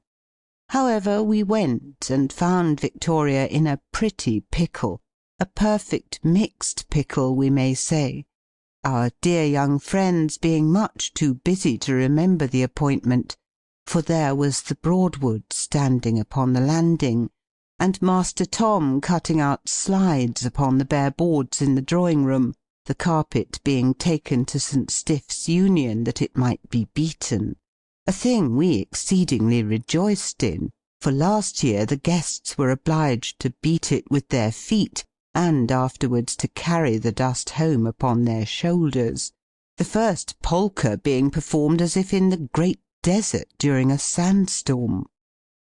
There was the chandelier, that looked all the year like a giant pear enveloped in holland, being removed to the parlour, and a much more splendid one suspended in its stead. We peeped into the drawing-room, and had our dignity compromised by a man on some steps, who directed us to "look alive and bring that hammer." So, it being very evident we were in the way, we withdrew, tumbling over a barricade of fenders and other furniture in the hall, raised during our absence by the insurgent housemaids, who, we are sorry to say, seemed rather diverted at the mishap, for we heard them giggle, though of course we appeared not to notice, and tried to walk away with a joyous air, at the same time vowing never to visit even our best friends on the day prior to a party. So we took care to keep away until the memorable evening arrived, but being particularly requested to come early and bring our amiable sisters, we wished to do so. The brougham was waiting, as were we, thinking to do so for some time, having made up our mind, and the study fire, diving deep into the first book handy, an essay upon light and shade in painting. Well, we were in the dark, with Rembrandt, when the room appeared to fill with odoriferous vapour, and a blonde fairy stealthily touched our shoulder, making a mock salutation that startled us very much. It was our playful sister, whom we complimented upon appearance and expedition, well knowing ladies to be unable to dress in a given time for a ball, whatever they may do for an opera. However, we had no cause for umbrage on this occasion, for the carriage rumbled over the hard dry ground just as St. Stiff's was striking 9, the stars above twinkling as they only can upon a clear frosty night. Having knocked mildly for fear of frightening Mrs. Brown thus early, and been kept waiting some time, we were admitted, after being taken for Mr. Strap the help by John, whom we surprised in his fustian jacket and the middle of a fugitive tea. The ladies soon disappeared into an upper region, not soon to return, leaving us to find amusement as we best could, to examine the tiger skin ingeniously sewn upon a form to resemble a living animal, which, by the by, it did not, to peep into the parlour and discover the supper looking mysteriously vast by the light of one burner very much turned down, to pace the hall, warm our kids at the Arnott, and, standing upon the mat, listen to the unsophisticated talk without, speculating as to what a foreign traveller could divine the conversation to mean, or the diurnal occupation of the lanthorn men to be. First voice: "Droves, did you say, in Maddox Street?" Second ditto: "Yes, herds. I got 8 bulls and a hog out of Bulstrode Street." First ditto: "See to that bull's-eye calf, and as there ain't no kids a-coming, I'll toss you for a tanner." Here the noblest study of mankind was broken off, Alfonso appearing. We left our men to pace the hall, abandoning character for a slow march, whilst the page constructed a scaffold of clothes horses and table covers, forming a repository for hats, over the back kitchen stairs, the lobby beyond which we discovered had been metamorphosed into a still-room, and was now presided over by two pretty plump damsels in the finest cobweb caps, mere blonde buttons of no earthly use, but withal very becoming. One of these maids being in converse with a young gent, who, it appears, has been forgotten in the excitement, and discovered here, his face very sticky with candy and cream. Master Thomas Brown, fearing that such search might be instituted for him, has taken a great affection to the leg of the still-room table, from which he is coaxed by more attractive substances, seized and borne up to bed, his yells becoming small by degrees and beautifully less, until lost altogether.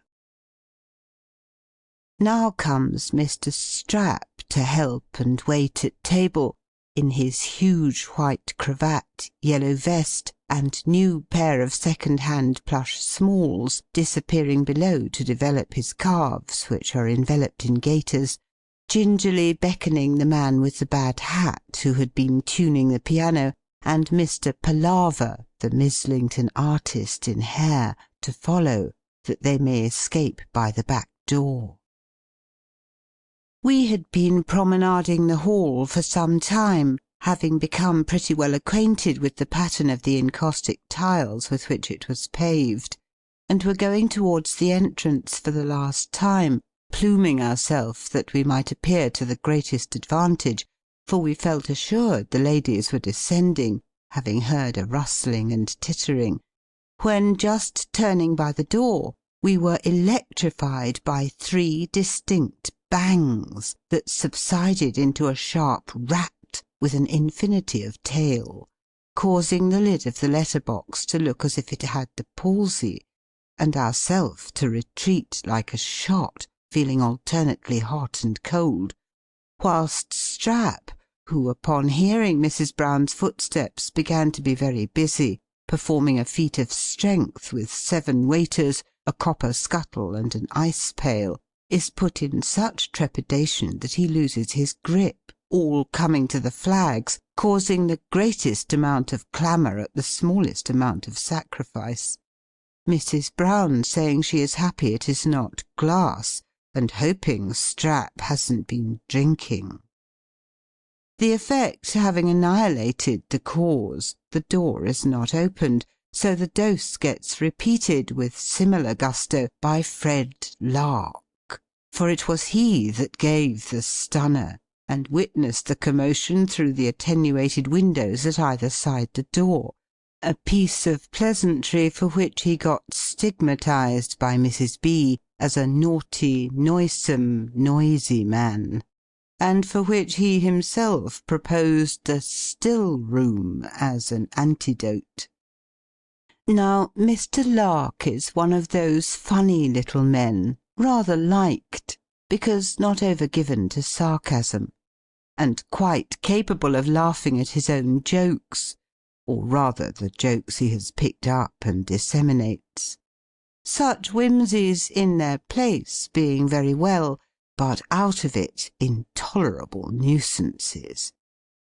Mr. Lark commenced his vagaries in the still-room when we were taking coffee, placing the toast on the table and the buttered bread to the fire, proffering the sugar to Miss Angelina, inquiring of that lady if she liked her tea, because if not, she might lump it, and upon our observing some cracknels as hard, the Lark said, it was harder where there were none.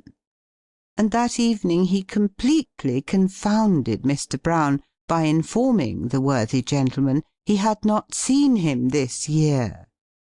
Nothing very remarkable, considering it only 3 days old, but enough withal to make Mr. Brown think of 365, doubting the statement. Now arrive the musicians with a gentle knock. Up goes the harp, like a huge blade bone in baize, followed by the cornet, violin, and pianist. We ascend.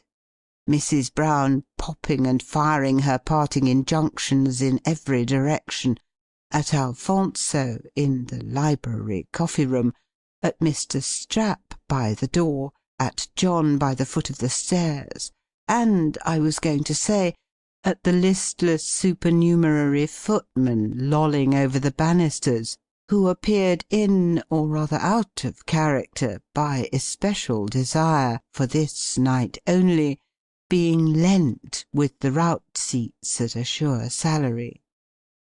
As Mrs. Brown passed this latter gentleman in silence, we could not help smiling, hoping she might have to think as well of his powers as he did himself, and that all titles entrusted to his care might be safely delivered, for we knew Mrs. Bramston would not be called Brimstone without turning fiery, or Mr. Reynard Sly put up with anything but Slay, though he may write it Sly himself.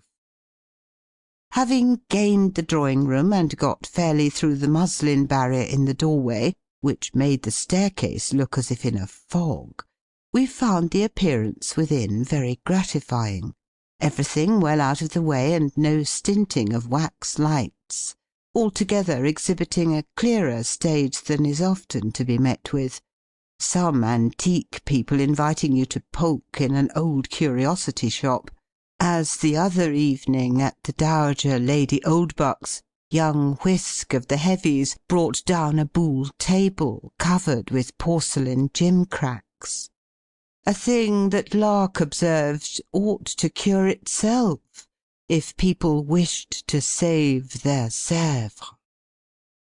Evening parties are not the slow things they used to be. Here the back balcony is all evergreens and tissue-paper blossoms, lit up with a Chinese lantern, looking like a fairy bower tenanted by 4 gaping goldfish and a dissipated canary. The little boudoir beyond, so snug in sage and silver, seeming but small accommodation for card-players.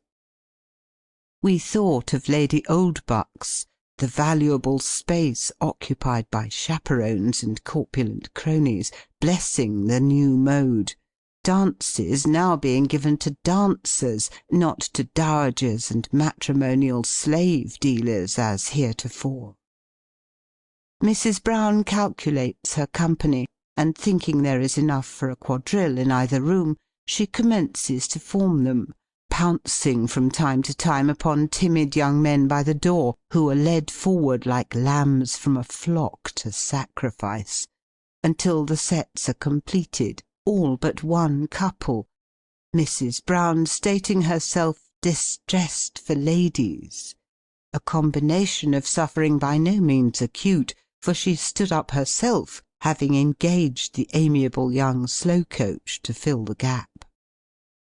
No sooner did the orchestra commence, barely having finished the first 8 bars of the Martyrs, than the guests came rushing up from the coffee-room like sheep through a hedge, one bolder than the rest leading the way, causing Mrs. Brown to desert her partner in Leighton, a figure the gentleman feels bound to execute twice, though he would much rather have been excused either performance. And upon Mrs. Brown's presenting a substitute, he became so beside himself as to forget the figure, a mishap rendered none the clearer by a wag's performing La Pastorale when he ought to have done Tranese, and moreover not have done it in such a facetious manner as to render it a matter of doubt if he himself could have recognised it, the audacity being accompanied by a certain amount of shyness that had to be hidden, altogether sadly deranging our amiable youth's comprehension, he being led by his partner instead of leading her, to be left alone in a mental pillory, a specimen of blushing mortification, more diverting to behold than to experience. But upon being kindly treated by his gentle partner, he recovers in the galop final, feeling truly grateful to the guardian spirit that has conducted him through the purgatory. Ladies, be gentle with youthful bashfulness. It often arises from pure feelings, modest diffidence, or unselfishness. Such, unlike many proficient dancers, carry their brains in their hats, and not in their boots. Weigh your fantastic toes against them, and see which are the most empty. Somehow the first quadrille is always unfortunate. In the back room they succeeded no better than in the front. Here Miss Charmer was top of the dance, as she always is, if it can be obtained, especially in the Lancers or Caledonians, which we dare say are pleasant quadrilles to those who know them, and the Charmer does.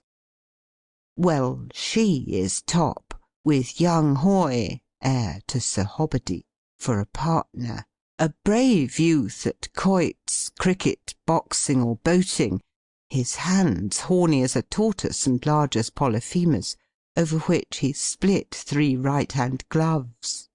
A glance will suffice to show how much he is out of his, and she in her element. Miss Charmer looking, Lark said, as if she would prefer performing the first set, or sit, upon a vacant seat beside Arthur Bow, who has just arrived, and by whom we know she disliked to be quizzed. So, upon the completion of the first 8 bars, the Charmer flounced, bringing the flounces of her dress into contact with the bars of the grate, causing the smoke to come out, and Arthur to come round, that he might lean upon the shelf, engage himself for the next dance, and stand behind the fair partner, a fire-guard of honour, unable to keep from smiling at Mr. Hoy, who dances upon his heels as though enamoured of his large feet, and afraid of knocking his head against the chandelier. There vis-à-vis is a lively lady, apparently taking stock of a bouquet, but in reality joking an absent gentleman opposite. It is Miss Gay, whom Lark, her partner, is making laugh by observing the gentleman is not so absent as he ought to be, causing that lady to forget herself, making many mistakes and false starts, which, being those of a person who knew better, were very diverting. Miss Gay is voluble as volatile, no subject coming amiss. She is now speculating as to how far the gentlemen will permit the buttons to travel down their backs, or their skirts to be curtailed. And Mr. Lark, unable to find a reason, must get up a contrary supposition, imagining some middle-aged ladies to resemble a corkscrew, as they have, at different periods, shifted the waist from the armpits downward.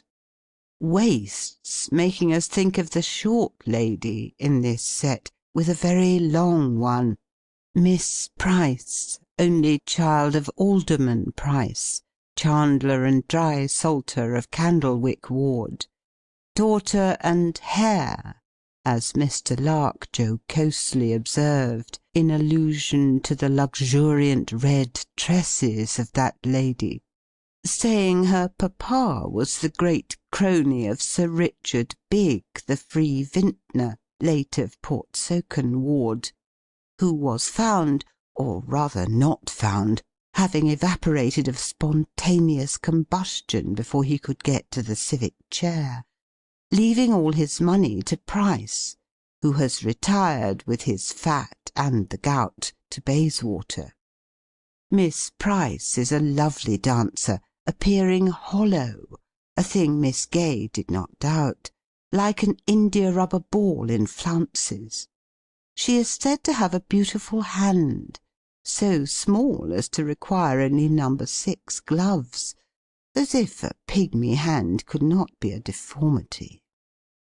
she is invited in a hope that young Brown may make her a partner for the dance of life, and is said to be worth £150,000. Not by the pound weight, as the envious Miss Gay hinted. No, no, naughty Miss Gay! Be satisfied with nature's gifts, and do not covet lucre. Here comes young Brown, who has not danced before, to make arrangements with Miss Gay, who has, and proved herself the belle of the room.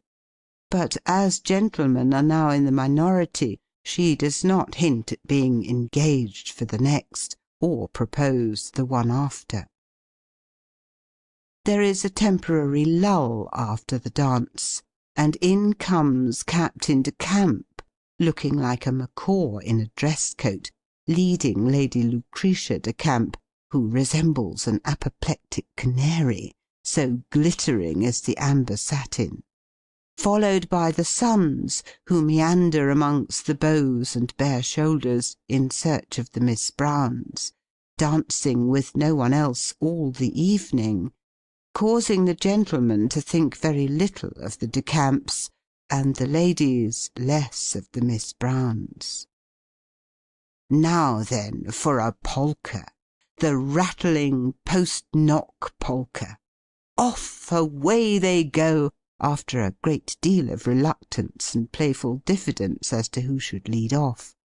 Miss Charmer with Arthur Bow, twirling round and round, in and out, like an eel among skittles, followed by Mr. Latimer and Miss Jemima, who evidently intended to do great things, but only cause confusions and contusions, until they get knocked into the open space in the centre of the human vortex, the Charmer spinning as a top that could not stop, while the music continued like the automata in front of a street organ.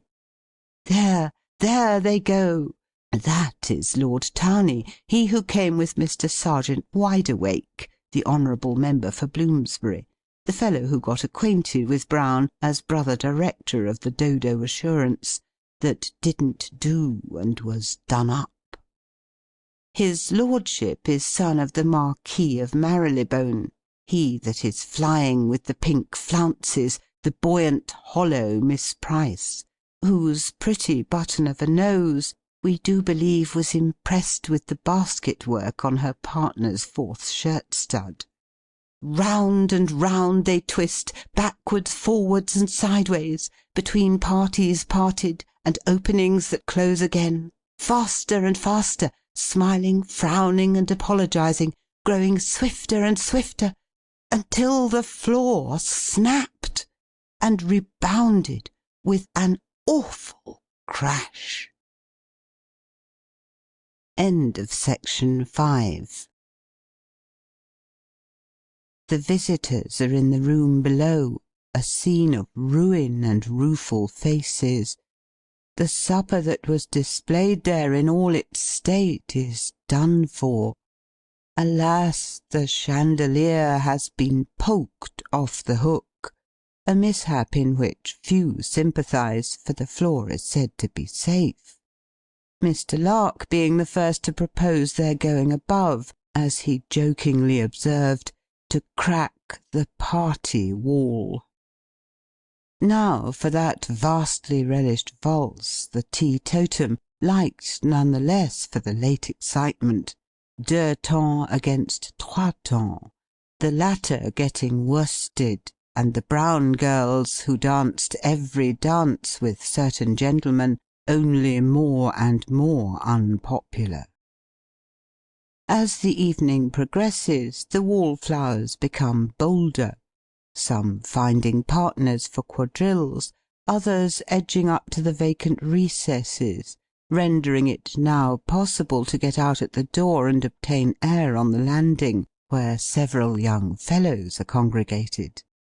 There young Lark was laughing, we knew, at the Reverend Jewel St. Jones, the clerk in orders at St. Stiff's, doing the Cavalier Searle, for we heard him say something about early missal, or primitive Christian style, joking the reverend gentleman's partner, Miss What's her name, the lamp-post from No. 4 Berry Court, St. Mary Axe, that washed-out, faint, fair creature, she that looks as if you could see the back-buttons of her dress through from the front, that lady, well, do you see her? It is said her mother keeps her in a dark closet, that she may look like a consumptive geranium. However, Mr. Lark said he did not believe it, and as no one said they did, the matter ended. The stairs soon became a popular observatory, several wallflowers joining the knot, one of whom mildly remarks something about 3 silver-grey silks in the foreground, and their being much worn, which Mr. Lark fully agreed in, as he said they appeared to have been turned several times. A joke at which the wallflower faintly smiles, for the 3 silver-greys are his sisters. However, nothing daunted, he is at it again, remarking upon marriage, and people that look married, illustrating his theory by pointing out the juvenility of an aunt, who he says is a virgin, Lark retorting, "Verging on 50," a notification that begets much laughter, making the wallflower feel at a discount, and more than ever desire to say something smart. So he pitches upon a gentleman with parenthetical, bowed legs, observing that Brown has invited his tailor. Moreover, wagering 2 to 1 that if the gentleman, so libelled, were asked to look at the splashes on the calf of his leg, he would take it up in front and examine it in his hand, like a nabob or tailor used to sit upon the floor. Were he a Christian, he would look at it over his shoulder. Here the wallflower turned for applause, looking over his own shoulder to illustrate the anecdote, there to discover Captain de Camp, the gentleman who introduced (a staff doctor from Woolwich), at least so the captain said. But here we will leave them to proceed below, and see how matters progress in the supper-room. The chandelier, the treacherous culprit, that would not swing or hang in chains, is being borne away, clanking, along the lower hall. The broken glass has been picked out of the pastry, and the oily odour overcome with esprit de bouquet, presenting withal a very effective coup d'œil, though we could fancy the tipsy cake in the form of a leaning tower, if anything a little more groggy, and that the composite Corinthian temple looked as if it had suffered from an earthquake. But there it was, for all the intense remorse of the cook, who thought the exhibition of so mutilated a work of art would injure his reputation for ever. But it did not. Neither did any one notice the loss of the frail effeminate brigand that formerly tenanted the rotunda of barley sugar. Nor was it known that a treadmill had given place to a locomotive and tender in sweets. The first portion of this banquet disappears merrily, there being no lack of the usual conserves, pasties, and geometrical bread envelopes, supposed to contain something, but consumed without the slightest knowledge of their contents. After the ladies have supped and withdrawn, the gentlemen lay to with immense energy, as if to make up for the time they have been kept in suspense, creating great havoc amongst ruined fowls, or anything they can lay hands upon, in the excitement, particularity having given place to mirth. One gentleman has planted a spoon in his buttonhole after the fashion of a flower, and of course for his pains got called a spoony by an unknown voice behind Mr. Potts, the tame apothecary, who is pouring, or rather measuring out, some champagne himself, catching the final drop on the edge of the glass, as if it were castor oil.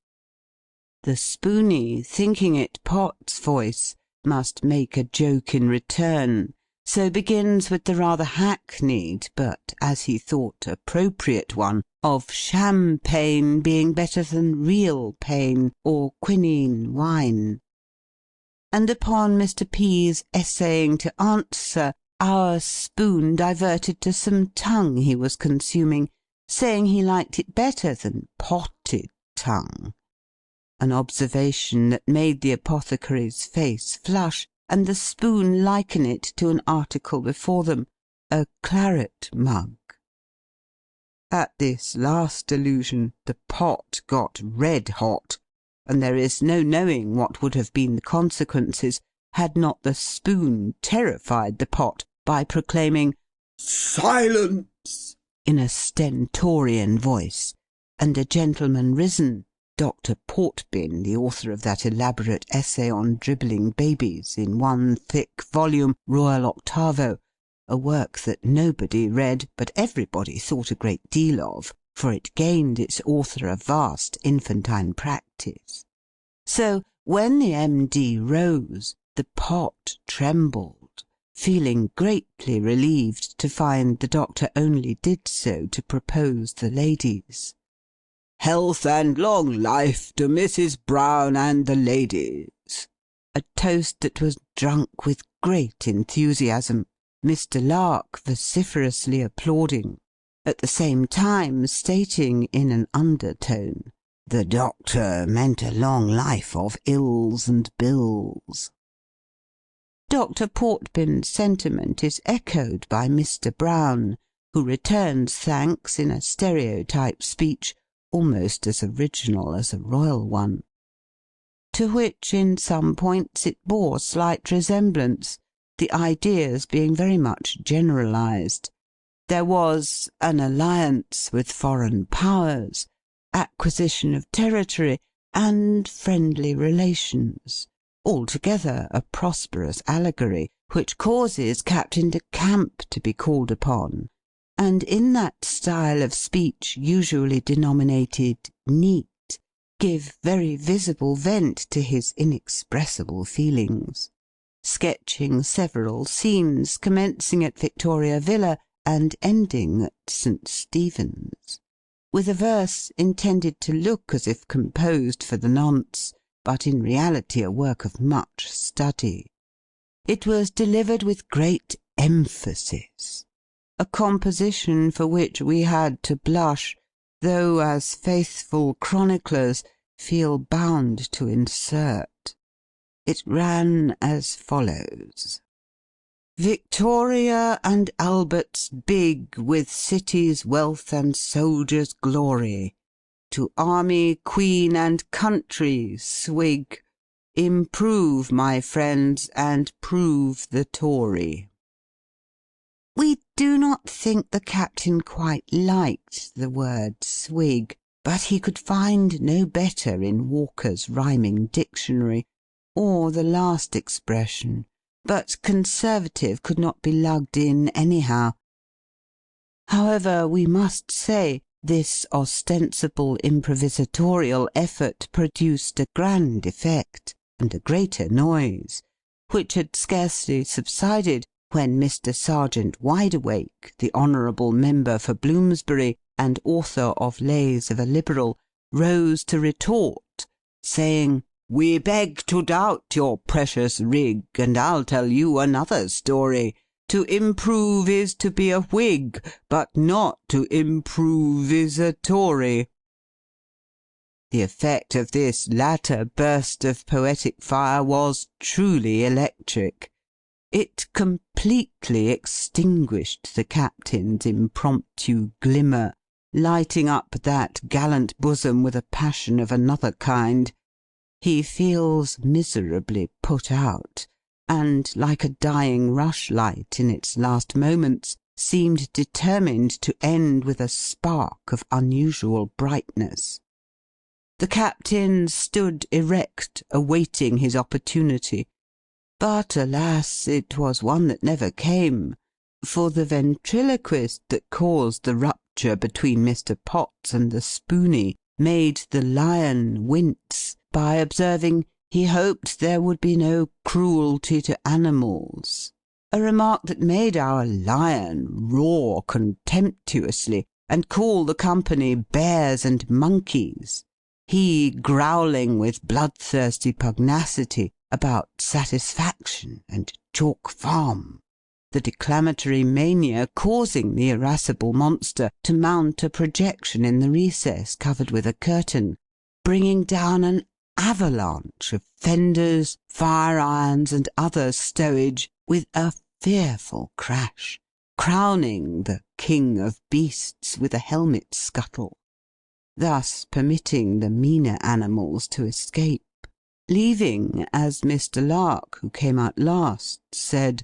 between frightful gusts of laughter oozing from his handkerchief, Jackal Brown, the Lion's provider, pacifying the enraged brute with claret or soda-water, and John in such an extreme fit of awe that he has taken the state jug, with the hole in the bottom stopped with sealing-wax, only intended to hold cold water, into use for hot, and being unable to stop the orifice with his finger, drops the article, to the scalding of the already infuriated Lion. Feet were pattering above as we left this scene of strife, no time seeming to have been lost during the consumption of the supper, for the hands of the clock in the hall pointed to an earlier hour than they did when we descended, the truth being, Lark, though rather fast himself, thought time too much so, and put him back a little. The Wallflower is comparing the clock with his repeater. Lark is reprimanding him, saying it is not etiquette to do so, and that really someone ought to tell the vulgar thing in green satin, who wore her button of a watch-face outward, fearing lest it should be taken for a locket, to turn the bauble round, for it is time she was in bed. Having been absent for a short period, we were informed by the Lark that we had not lost a treat, for Jemima had been singing "Memory, be thou ever true," whilst Lark, perpetrating a dreary pun, said he every moment wished the music-stool would prove a falsetto, and precipitate the lady to the ground, for it was a sad pity to hear poor Spohf's songs so murdered. They are now at a waltz, the Olga, which is carried on with spirit, lasting a very long while, young Lark saying he does not waltz, for it makes his head swim, and that he has an objection to stand holding by the shelf, experiencing a sensation delightful as standing upon one's head in a swing, before a lady that ought to have your best attention. However, for all Lark's protestations, we saw some one-sided smiles, as much as to say, his vulnerable part, like that of Achilles, lay in the heels, an insinuation Lark could well afford to allow, for he does not live to dance alone, like some sage perfect performers. After the Caledonians and another polk, which for diversion young Brown has danced to the tune of the college hornpipe, a pleasing eccentricity, followed a quadrille à la Française, danced without sides in 2 very long lines, a style reported to have been imported from a casino, and not held to be proper by sober people. So Potts got a disgust for the polka, and thought it improper, a dance he never patronized or wished to, it being too fast for the dull apothecary. He hated it because once an inveterate polkist nearly knocked his patella or knee-pan off with some hard substance in the flying tails of the dancer's dress-coat, a huge street-door key that ought to have been left in the paletot. Our evening is drawing to a close, The mouths in the boudoir are assuming the shape of elongated O's, an epidemic that has extended to the wallflowers. The harp has accompanied his instrument with fitful snores. The violin scarcely knows the back from the front of his fiddle, or the cornet which end to blow into. Yet, upon being asked for Roger de Coverley, they make a desperate effort to awake, for they know it to be the last dance, which is supported by the whole strength of the company, Captain de Camp leading off with Mrs. Brown, and Mr. Brown with Lady Lucretia. Thus ends the Christmas ball. The still-room is being besieged for coffee, and there is a great difficulty in obtaining hats and coats, unfortunately few of the tickets corresponding, for Alfonso's ward was precipitated down the kitchen stairs, it having been too heavily laden. Lady and Miss Highbury are seen to their carriage by Mr. Lark, who departs in Lord Towney's cab, with a gibus hat, mechanically deranged, all wrinkles like a jockey's boot. Upon being asked by a lantern-bearer if his honour has such a thing as a pint of beer in his pocket, Mr. Lark, with playful irony, informs the supernumerary that malt liquor is not a solid, neither is it to be obtained at evening parties.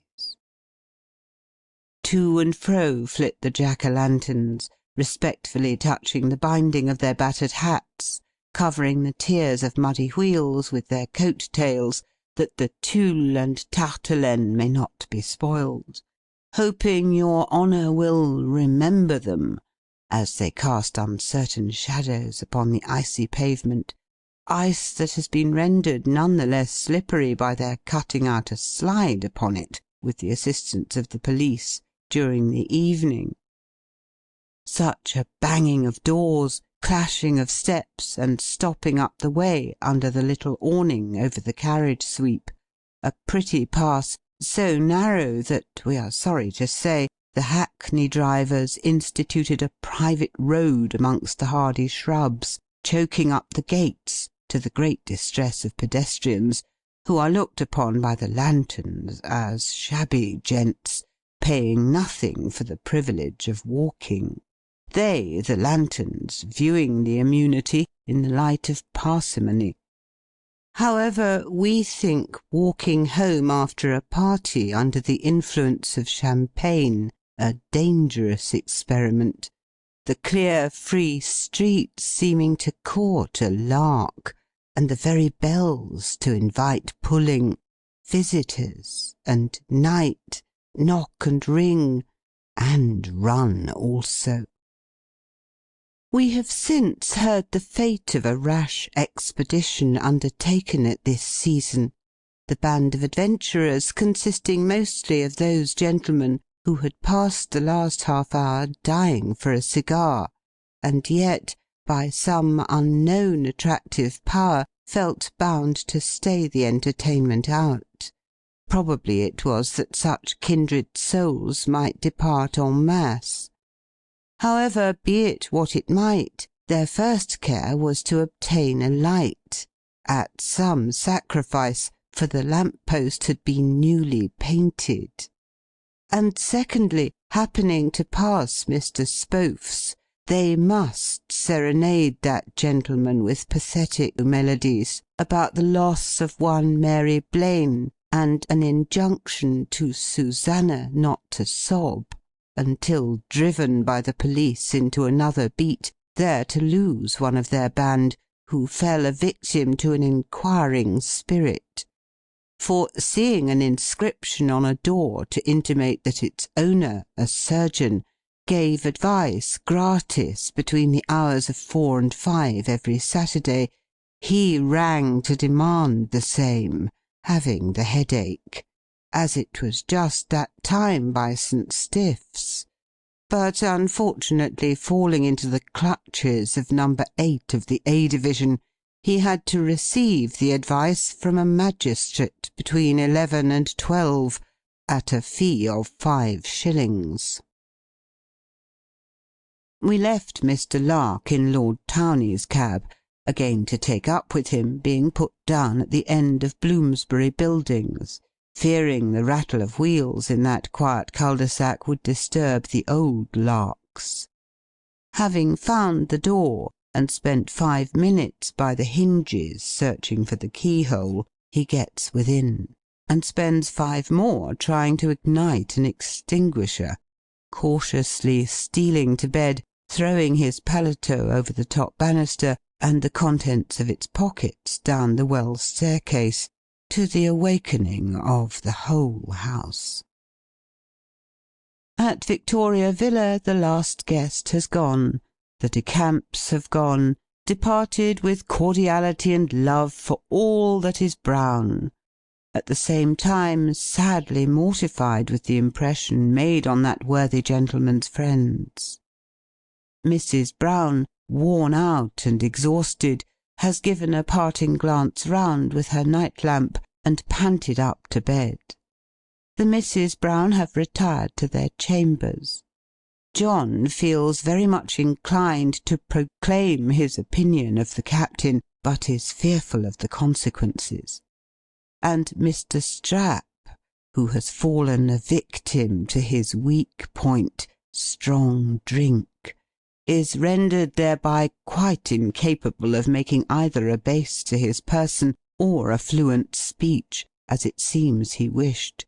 For, upon meeting Mr. Brown by the stairs, he made a rush at the esteemed proprietor of that name, prophetically bidding him to beware of captains in wolf's clothing, for all isn't gold as glitters, as the Reverend Mr.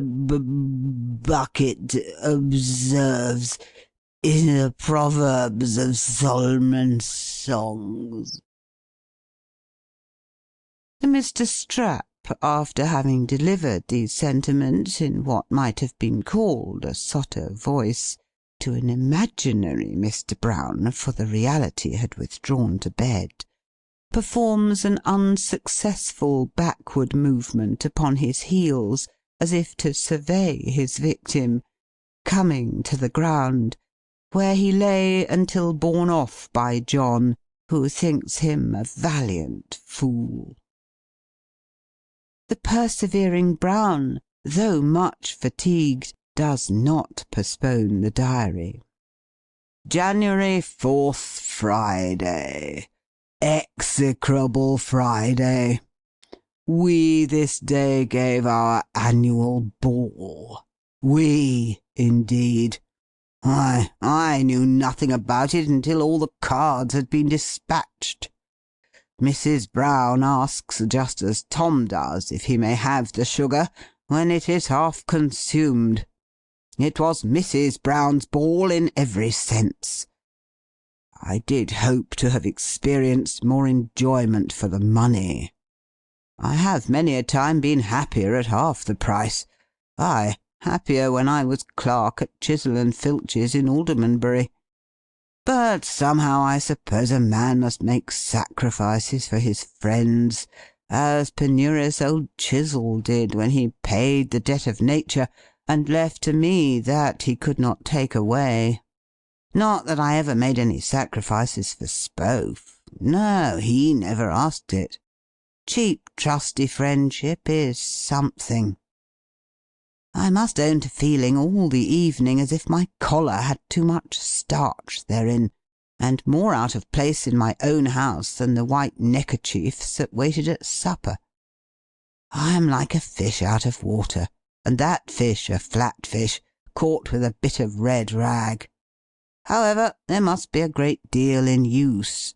Another element may be delightful when used to it. There is no doubt my old friend Wideawake's attack upon the Captain was mere envy, and as to his insinuating that I should never eat a peck of salt with that man, to say I shall never know that man is preposterous. As to eating the literal peck, no man probably will do that, for the captain has an aversion to saline food, saying it makes the bones soft. I wonder if it has the same effect upon brains. We shall see, Wide Awake, we shall see. Let this page bear testimony. I hope the briny ocean may not swallow up the captain's luggage. End of section 6. Victoria and Albert slumber late on the morning of the 5th. Alfonso is the first up, or rather down, having rolled off his uncomfortable bed, constructed upon 4 chairs in the drawing-room. Mrs. Brown, too, must have risen on the wrong side of her tester, so testy is she this morning, thanking her stars that 12th day has arrived to put an end to the Christmas miseries. Soon now will that little pest Tom be packed back to Tortwack House, and the juvenile party of to-day, it is hoped, may appease some rampant mammas uninvited to the grand réunion, rendering any petty excuses that may be given the more feasible. The day rolls rapidly away, though not with half the speed Master Brown could desire, the hands of the hall clock appearing to creep, so that every time Tom passed it, and that was not seldom, he stopped to see if it was going, the day seeming most unusually long, and night as if it never would come. But it did, firstly bringing the little Merrys from Hope Cottage, the Tudor lodge next door but one, Master Walter Merry being the first to answer Tommy's nubbly note of invitation in intoxicated text capitals that appeared to be making a desperate effort to run off the paper at the right-hand corner, leaving no room to remain, and scarcely any to please turn over. So folded was it, to give the desired angular form, that the paper looked as if it had been used to make 500 geometrical cocks and boats. Tom met the Merrys with such fervent joy that he never thought they had healths or anything else to ask after, his only object seeming to be the finding of his friend, who is rolled like a mummy in numberless boas and shawls. During the process of unswathing, which was no easy job to one in a hurry, so artfully were the pins introduced, Master Tommy treats his friend Walter to a railroad retrospective review of the good things in store, recounting all the lummy things left yesterday, telling about the nobby Christmas tree Captain de Camp gave them, though his ma did say it was a pretty give. It was stolen out of his father's garden. My father's a jolly sight richer than yours. He has more trees in his garden. Ain't we got a swag of nuts, and a plummy 12th cake? My father won it at an art union in the city. I am to draw king. If I don't, just see how I'll cry. Mercy Mary shall be queen. You shall have punch off the cake, and Ma says I shall have Rule Britannia as soon as the waves and ice have melted away. Now a knock brings more visitors, the masters young, in all the ungainliness of hobbledehoyhood, that transmigratory period when coat-tails are first developed. They have come with their sister Flora, a lovely bud, expected out next season. Here are the Bells, the Petits, and the little Larks, with their big brother, the jolly Lark, who made his debut over the top of the drawing-room door, standing upon the shoulders of your humble servant, who felt the jolly Lark anything but light and no joke, though the juveniles must have thought it so, for we could hear their merry peals of laughter ringing joyously, dispelling the silence that had hitherto prevailed, overturning the sage injunctions of proper mammas, who teach their children to behave pretty, thinking good and quiet synonymous. Somehow the little fellows unfortunately take the lark for Mr. Spohf, who has hitherto done the funny in a refined style, scarcely to be imagined, an elegant, amiable fun, a mixture of the buffoon and gentleman, the sublime and the ridiculous, quite marvellous to behold, making our little friend, who you are aware was moulded in one of nature's odd freaks, appear to tender imaginations almost supernatural. The mistake and misplaced approbation is very galling to Mrs. Brown, so much so that she becomes angry with the tea urn, and in turn burns her fingers, venting her ire in the shape of a box on the ears of Master Bold, who ventured to hint Mr. Spohf's absence a jolly shame, and now vows to tell his mamma, a thing it is very evident Mrs. Brown does not wish, for she has shown a great deal of favour and contrition towards the young gentleman since. The tea-tray having been removed, the burners of the chandelier heightened, and the Snuffle family had their row of little noses polished by the eldest sister, preparations begin. Miss Jemima playing the pretty little hop-o'-my-thumb polka, and Tom, who has been sitting very quietly beside Mercy Merry, vowing to marry her at 14, for "his father is so rich that he would give him £5 a year to live upon," leads off, much to the mortification of those boys who will not be young gentlemen, the many who won't, can't, and shan't dance, but being bent upon mischief, dispose explosive spiders and chair-crackers about the carpet. One little mischievous fellow wishing he had brought some pepper to strew on the floor and make 'em sneeze. However, they get up a little excitement another way with the sofa-pillows, a sham fight, in which a Parian Amazon falls beside Marion Bell, who didn't go to do it. So dancing is relinquished for games to suit all parties. Hunt the slipper, a sport carried on with great spirit, until it is found there are slippers enough for 3, a thing everybody holds to be cheatery. So that game is abandoned for blindman's buff, the mere mention of which carries us back to childhood, and, as authors often lug in their thoughts bits of nature, very unceremoniously, and at odd times, we may possibly be pardoned or praised for so doing. Well, we never hear mention of this game, but we think of a bump we once received during the sport, our blind ardour causing us to flounder in a fender and bruise our head, the remains of which will be taken to the long home. Well do we remember the spotted turban worn on that occasion, for we recollect at the time thinking Belcher a new term, just coined, having our crown rubbed with brandy, and taking a little internally, which appeared attracted by that externally, for it got in our head and made us very merry, causing the hiccups to such an extent that we were called Sir Toby Belch of Twelfth Night, or what you will notoriety, having drawn that character.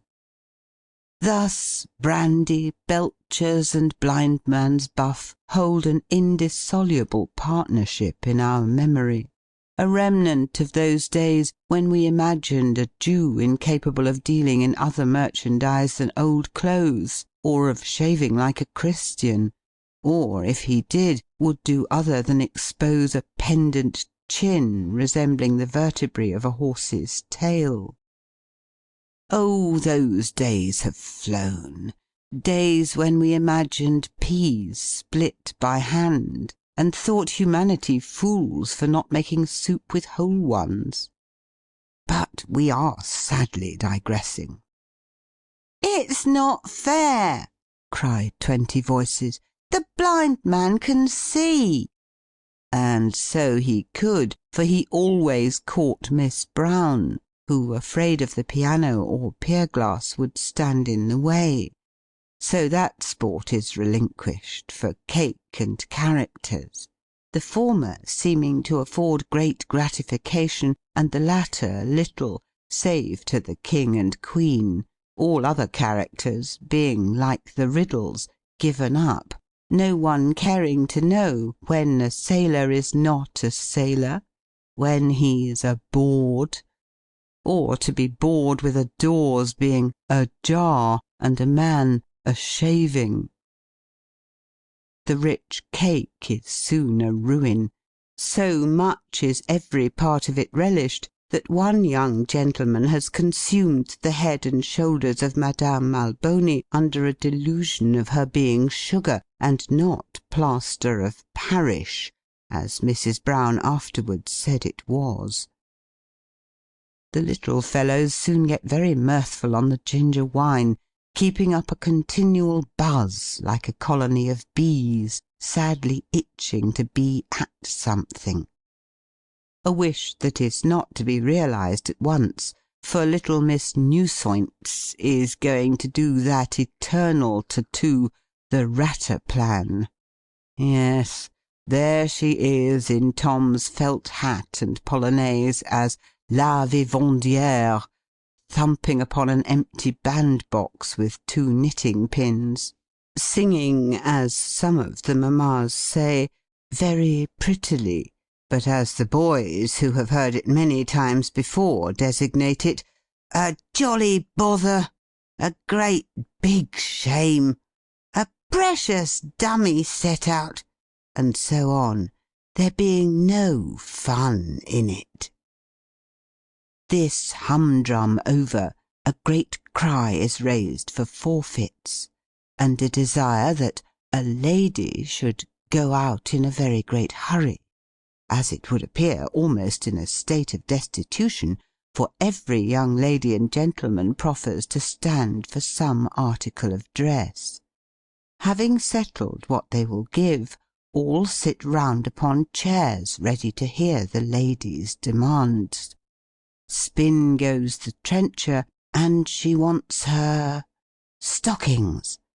Forward fly the hose, personated by a little fellow with mottled legs, who had never stood in other than socks, but for all that can catch the revolving waiter, look slyly at Bonnet, make him think it his turn, and impudently call out, "Cap!" So Bonnet and Cap knock head to head, tumble on the trencher, and get fined. Bonnet shouts, "Boots!" Boots begets Bustle, and Bustle begets a grand stir by calling "Double toilet," causing the whole wardrobe to leap from every chair, in every direction, a general confusion in which the bower slips off his seat, and forfeits a 20-bladed knife. The bower, spinning the tray again, calls Muff, who, not being on the alert, arrives when the waiter has wobbled its last, so the Muff has to pay a forfeit, but having nothing eligible upon his person, is found a substitute in a very ugly china pug-dog, afterwards called a very pretty thing by Miss Angelina to Miss Jemima, who awarded the penalties like a blind justice saying her prayers, passing sentence in the lap of the judge, who demands, "Here's a pretty thing, a very pretty thing, and what is the owner of this very pretty thing to be done to?" Angelina sentencing the owner of the pretty pug to take a very pretty young lady into the corner, and spell opportunity, a spell the Muff does not seem to know lies in taking the opportunity to kiss the fair one, though he has all the evening been admiring her vastly, and would have given anything for such a chance. But next, having to lie the length of a looby, the breadth of a booby, etc., he is eminently successful. Yet who shall say the ungainly cub may not one day be an ornament to society? Poor Muff! He has no mother or sisters. The only specimens of girlhood known to him are the maids at home, and the schoolmaster's daughter that dines with the parlour boarders at Addle House. Brave boy! Thou art clever, but semi-civilized. More pretty things are being redeemed: fans, gloves, lockets, handkerchiefs, and chatelaines, all their owners being appropriately done to, the boa condemned to bite a yard off the poker, and the visite to salute the one he likes best, which Garters fancies will be her, so she embraces the table-pillar, and he the Bertha instead, kissing her, sadly to the mortification of Garters, who did think the honour worth some trouble. Jemima and Angelina, having disposed of the judicial pawnbrokering establishment, stroke down their skirts and send round the currant wine, whilst Master Tom and a few other daring youths consume lighted candle-ends made of turnip with almond wicks, and the merry little man Lark, who can no more be quiet than a robin in a rat-trap, is now hopping with a paper tail composed of this evening's sun, a sun that seems to be incombustible, for the boys are trying to ignite it, but cannot, only waxing Mr. Lark's pantaloons very much in the rear, and putting the candles out, a trick that caused no end of diversion, not only to the performers but to every one, who laughed immoderately, more particularly when Mr. Lark led down Mrs. Brown to supper, the antimacassar adhering to his trousers, the wax, upon sitting down, causing it to stick there. This brings us to the supper-table and the Christmas tree with its blossoms of light, a very peculiar species of shrub. We have heard of box trees, plane trees, ladies' slippers, and sunflowers, but never remember to have seen or heard of a toy and candle tree figured in any work on botany. Nor should we have thought our little friends had ever beheld one before, for the brilliant supper seemed but small attraction compared with the illuminated fir.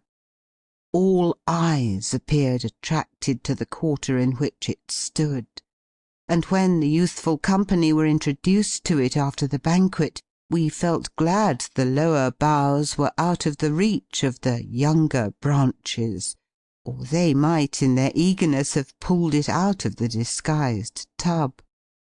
As it was, some of the recipients took the fruit intended for others. Stephen Sharp ate all Miss Stanby's basket of sweets, and then demanded the story-book that had his name attached to it. All the fruit was not edible, for we saw an apple that tasted very much of the wood, being full of pips resembling dolls' tea-things, whilst upon suction the pears emitted musical sounds, and a biffin like a pincushion had the flavour of bran. Probably it was bran new. The tree, now stripped, is quite devoid of interest, for upon Mr. Lark's starting some fun in the corner, none lingered by, not even to listen to the bird organ that appeared to play under the table. Yes, there was Lark at it again, doing anything to please. Generous Lark! His face covered with a white handkerchief, a portion tucked in his mouth, over all wearing a pair of spectacles, with pupils, currants abstracted from a mince pie, stuck thereon, causing the Lark to look very curious and odd, the children wondering what he will be at next. for now, you must know, he has gone to prepare another excitement, being in the drawing-room, whilst the visitors are in the parlour, curious beyond all description, beseeching the junior Mr. Brown, who was standing with his back against the door to prevent egress, just to permit them to depart, which, after a slight contest, he does, they rushing pell-mell to the drawing-room, there to find an old birch broom blazing in the grate, and the recess covered with 2 sheets, suspended by forks.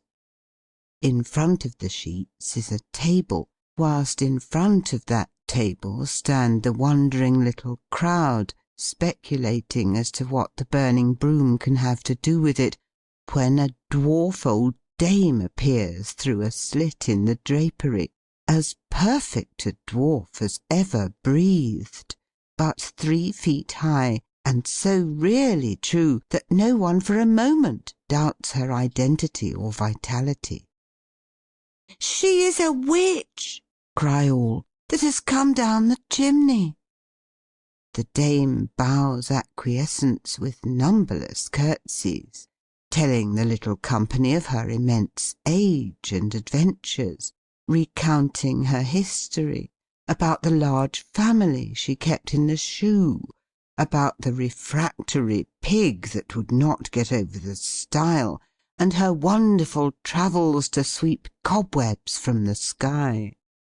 So, after having danced a hornpipe, deplored the loss of her carriage, broom, demanded the grunting pig behind the curtain to be quiet, and scraped an infinity of curtsies, she vanishes.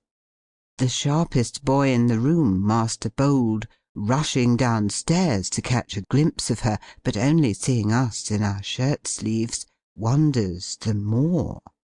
Par parenthèse, we were one of the performers escaping to make room for the Galanti show.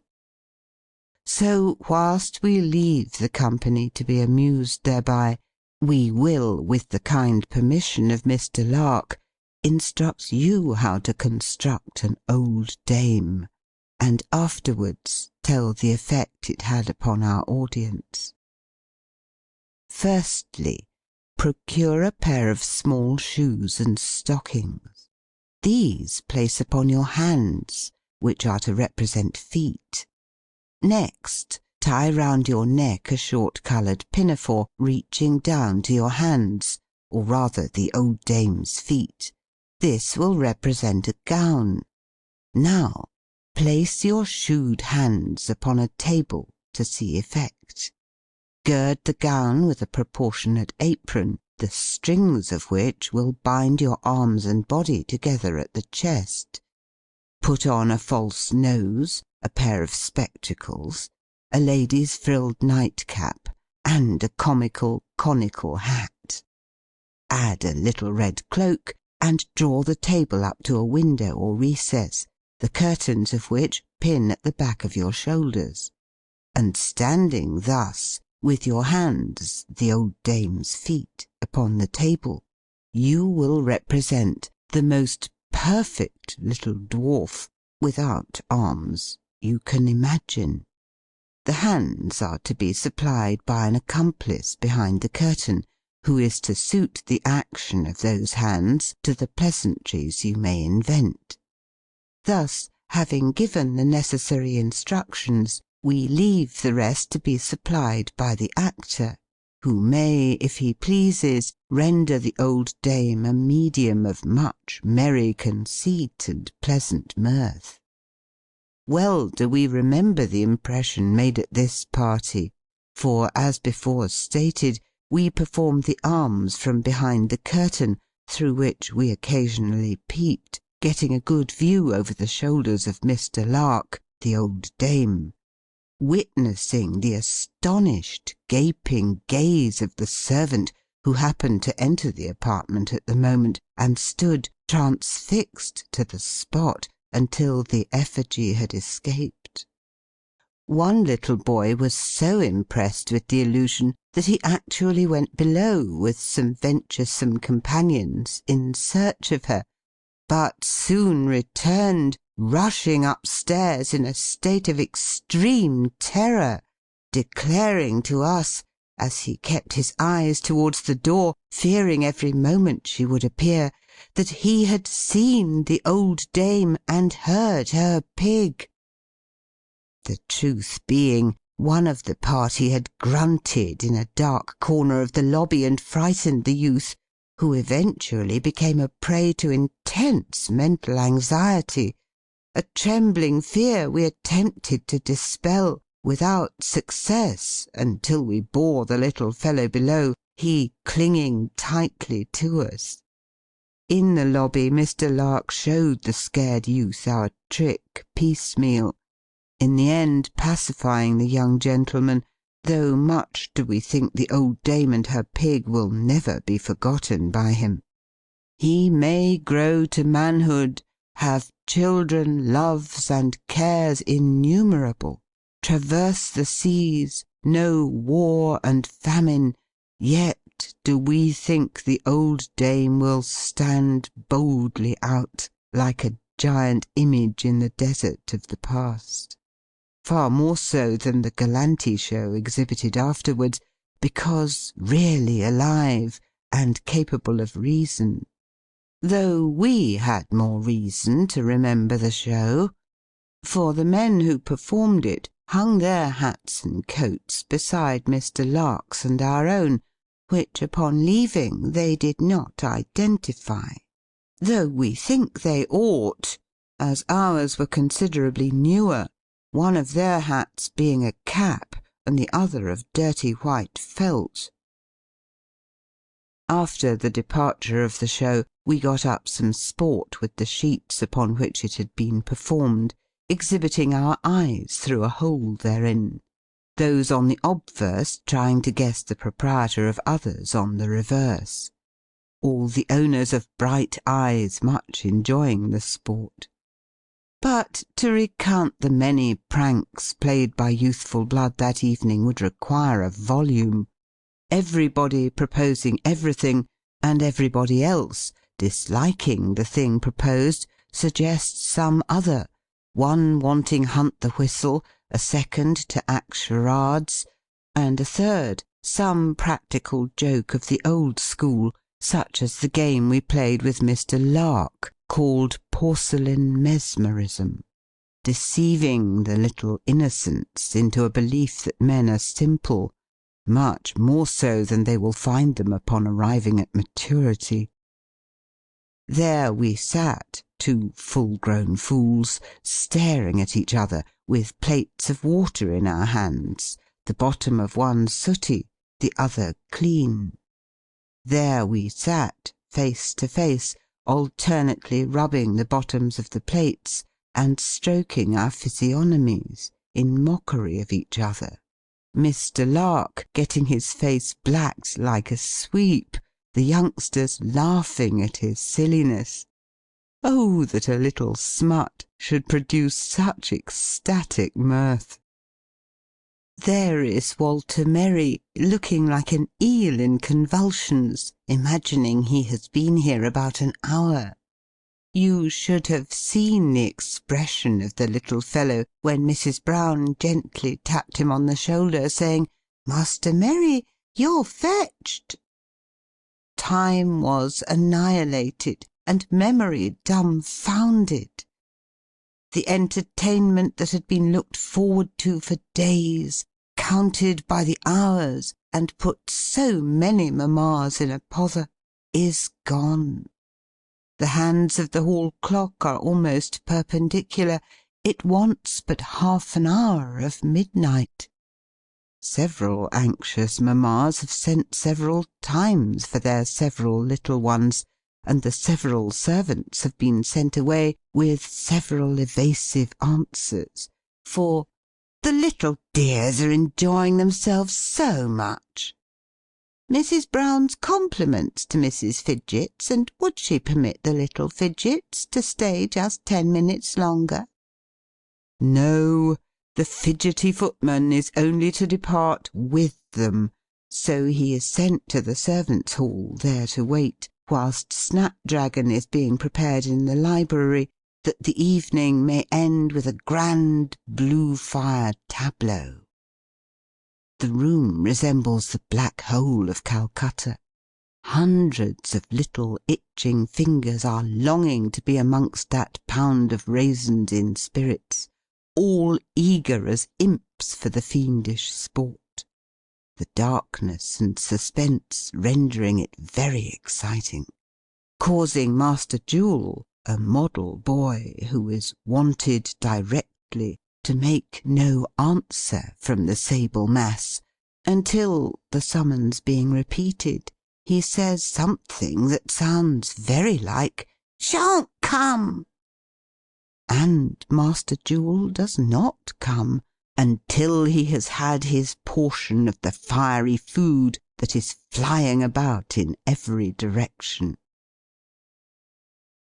End of section 7. During the last hour, Cook and John have held a soirée below to all the neighbouring domestics, who are awaiting to escort home their little masters and mistresses. They are regaling upon ale and sandwiches in the servants' hall, whilst that most interesting topic, everybody's business, is being discussed. Mrs. Pest's maid assuring all, upon her sacred word and honour, that Mrs. Pest is not an angel, or the Pest house a paradise, though it may look pretty over the garden wall.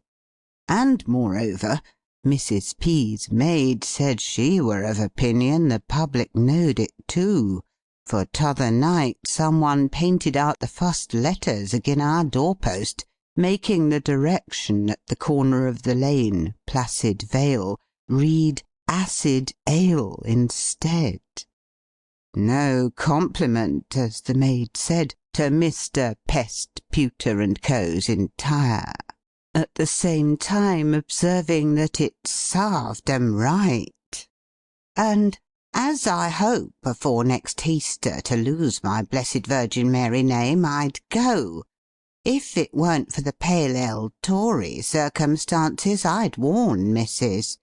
It was only yesterday, just arter Mr. Pest had gone to Brewhouse in Licorice Street, that we had a scrimmage about flounces, and just as I was a-going to fling my resignation at her, tending to go out every evening till the month was up, in a gown exactly like Mrs. Own, lilac with 7 flounces. Well, just when I was on the point of naming the word, I think to little Ned Pest, and as I loved the dear little fellow more than a paltry frock, I condescended to stay.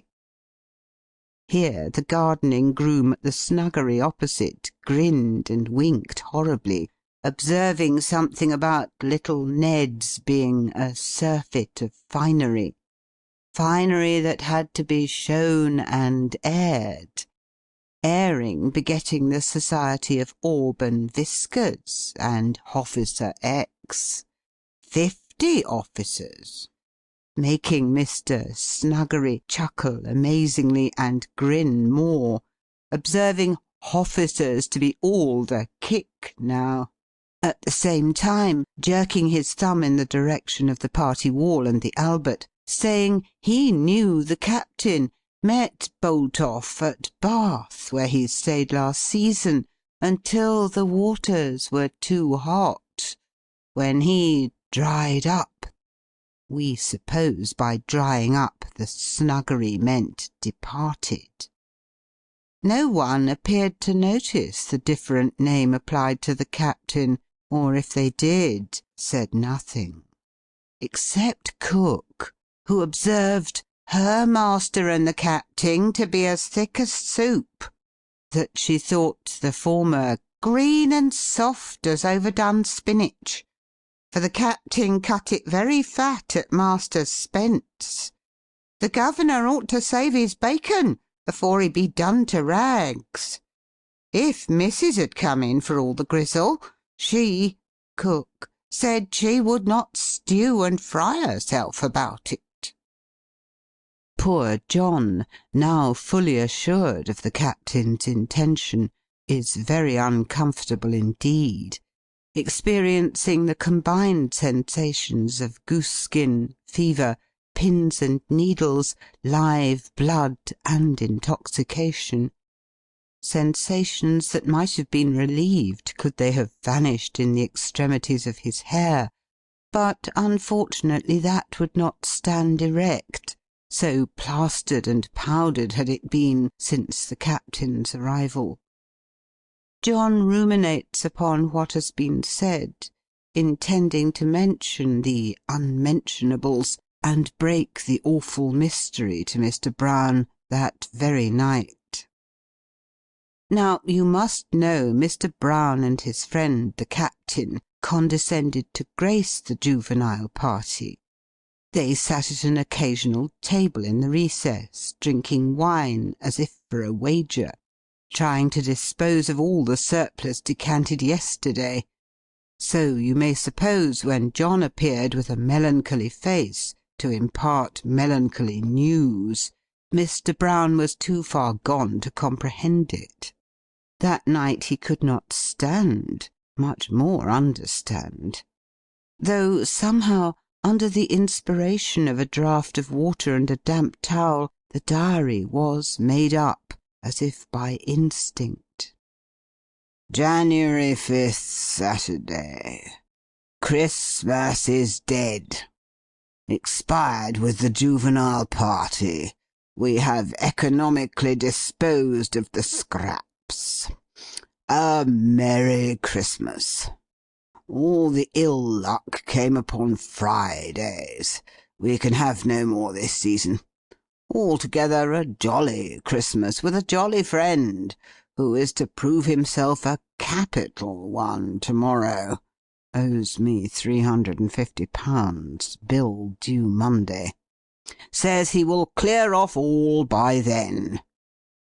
If money is said to be a friend, what must a friend with money be? A golden treasure, doubly dear. A companion that can never be a drag, because too well off. Thus closes the Christmas portion of the Brown Diary, its author, as customary on Saturday, dyeing his hair before retiring to rest. But somehow, that eventful evening, Brown could not repose in peace. He abused his best friends in sleep, dreaming the De Camps capable of decamping after the bridal breakfast with the dowry across the sea, leaving Jemima and Angelina married vestals, to make more money and fresh conquests in Virginia or Maryland, whither old Brown feels bound to follow in his night-shirt, but is incapacitated, being tied to the earth by a pigtail springing from the organs of amativeness, philoprogenitiveness, inhabitiveness, and adhesiveness. So exciting is Brown's dream that he fancies the De Camps escaping. Now the banging door of the Albert fairly awakening the sleeper, who, on attempting to rise, finds the pillow really a fixture to the back of his head, which he tears away in a rage, causing all the pleasing sensations that might be experienced on the removal of a tail by the roots. Brown rushes wildly to the window, opening the casement, and upon looking into the pitch-dark night, he receives a blow from without that causes him to stagger and reel backwards, falling to the floor with a noise that makes Mrs. Brown rise in a fright, obtain a light, and severely reprimand her lord as a drunken fool, capable of any wild fancy. The naked truth stands thus. Poor Brown has mistaken a bottle of gum for hair-dye, and a closet for the casement, bruising his forehead against the shelf. So he creeps back to bed, there to lie moralizing upon cause and effect, thinking how trifling things in themselves may lead to disastrous consequences, reflecting upon the rival bottles, one black, all deceit, the other white and trusty. Be not precipitate, nor trust to appearances only, lest you be deceived. A maxim, Brown fears, he cannot apply to the captain, for never did he know less of a man of whom he ought to have known more. The 5th of January seemed to Brown as if it would never dawn. The bump that took away and restored his senses, or rather sobered that gentleman, feels like an egg placed in the centre of his forehead. He longs for daylight to examine it, daylight that comes and reduces the egg to a walnut shell. Poor Brown's hat will not go on for the excrescence, so he cannot go to church. At breakfast he recounts his dream, which is voted fudge by Mamma, stuff by Angelina, and rubbish by Jemima, for they are in no very good humour after the excitement of last week. Little Tom is in bed, having broken his fast upon jalap, administered to counteract the baneful effects of the sweets consumed yesterday, the youth being full as a sack of sand. And, we think, could an anatomist have given a section of the different strata of food that body contained, in the spirit of a geologist, he would have presented a remarkable series of deposits. But away with scientific speculations, to the Browns, who are at breakfast. A meal that has been intruded upon by John, who has recounted enough of a certain story to put Jemima in hysterics, and Angelina in a fainting fit, bringing down a hurricane of abuse upon him. John, the impertinent menial, John, the venomous viper that has recoiled upon its benefactor, John, the dark villain that has plotted with the unworthy man Spohf, who, of course, out of mere envy, mere spite, mere jealousy, would try to overturn that harmony that is not to be broken so easily, that unity that is not to be severed, no, not for 100 Spohfs. Go, sir, to your fiddling garret friend. Go and blow his hurdy-gurdy. Go, sir. Tell him the affections of innocent females are not to be played upon like a base viol. Tell him there are ears to pull, horsewhips to be had, aye, and noble gentlemen ever ready to lay on in defence of those scandalously reviled. You may tremble, sir, for menials can be discharged, and have characters to lose. Sir, I give you warning. Sir, you may go. Go, sir. Now this is the very thing John much wished to do. He had been imperceptibly backing for the last 5 minutes towards the door, fearing to turn tail upon the enemy, the choleric Mr. and Mrs. Brown, who appeared, in their very fierceness, to counteract each other's fire, each pulling the other back, seeming to get more and more ferocious the nearer their victim gained the door. For when the baited John reached it, he turned the handle of the lock behind him, still facing his antagonists, intending to escape by a side lurch. But just at that critical point there came a knock of great importance at the outer door, as if the chimney were on fire, or a baby half out of window. The enemy fell back. John opened the door, and lo! there discovered an officer of the police force, who wanted a word with John Brown. John, feeling himself the Brown wanted, retreats into the kitchen, where he faints away in a plate basket, and stops the Dutch clock. The police officer has had his word, or rather word of words, with Mr. Brown. News said to be important, but of the wildest and most improbable character. News appearing to that gentleman beyond all belief. News that he will not, cannot put faith in. Allegations so preposterous that they may be disproved in a moment. Captain de Camp, alias Boltoff, etc., etc., and 3 other persons, names unknown, now incarcerated in Dover Jail for the robbery of John Brown of Mislington. A mistake! A foul plot! A base fiction! At least so thought the worthy gentleman, who was as ignorant of any wrong done him as the lunatic that resides in the moon. Had the sea-serpent been discovered in the back pond, a gold mine been found in the dustbin, or a sphinx and centaur been captured in Lincoln's Inn Fields, Mr. Brown could not have been more astounded. He knows it to be an imputation that can be disproved in a twinkling, if Mr. Police Inspector will just step next door with him. But, alas! There the fox's tail is left in the trap. The skirt of the very coat borrowed of Mr. Brown a fortnight since hangs in the door. The very door that slammed when the affrighted gentleman awoke in a dream last night. The concluding facts of these eventful 16 days are simply as follows. To Mr. Spohf is the issue due. He was bound to spend the Sabbath at Canterbury with the cathedral and organ.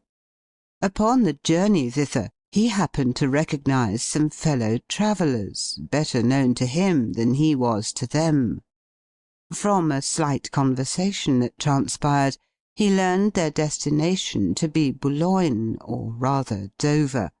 So he stopped at Ashford, telegraphing their persons to Dover, where, upon arrival, they were provided with lodging, free of expense. From that place news was instantly sent to Mislington. Little did Mr. Brown think that morning, as he combed out his matted, gummy locks, that his friend Captain de Camp had lost his under the cruel shears in Dover Jail. Captain de Camp, as you may suppose, after these lucky stars, again entered upon foreign service, being ordered to New South Wales for 14 years. He sailed in the same transport with his 2 sons. Lady Lucretia stayed at home, leading a very retired life. She resided in a vast mansion at the West End, a castle at Millbank. Mr. Spohf, of course, taking advantage of his rival's absence, wins upon Miss Jemima Brown, in the end marrying her to live happy ever afterwards? No, such was not the case. Mr. Spohf espoused Miss Cecilia Lark, who blessed him with a large family and everything else that woman can. Spohf's means have increased annually with his family. All are musical, and the eldest girl is to be an English lark that will surpass the Swedish nightingale, or any other foreign bird. The Continentalists attribute it to the southern origin of her papa, and accordingly claim Cecilia Spohf as their own. The Misses Brown still remain open to offers, and are reported to be well worth having. Mr. John Brown, Jr., is married to Miss Gay. A better match there could not be. They both pull one way, but unfortunately the wrong one. Rumour says they are extravagant. Tom is at Westminster School. He has not distinguished himself in any particular study, unless it be boating. They say he would have won in the last race had he not broken his skull. A mishap that sadly terrified Mrs. Brown, for the note intimating the catastrophe said nothing about the skulls being more wooden than her son's. Mr. and Mrs. Brown are really very happy. Victoria and Albert are now united. The party wall is removed. Mr. B. has retired from business, not even discounting bills.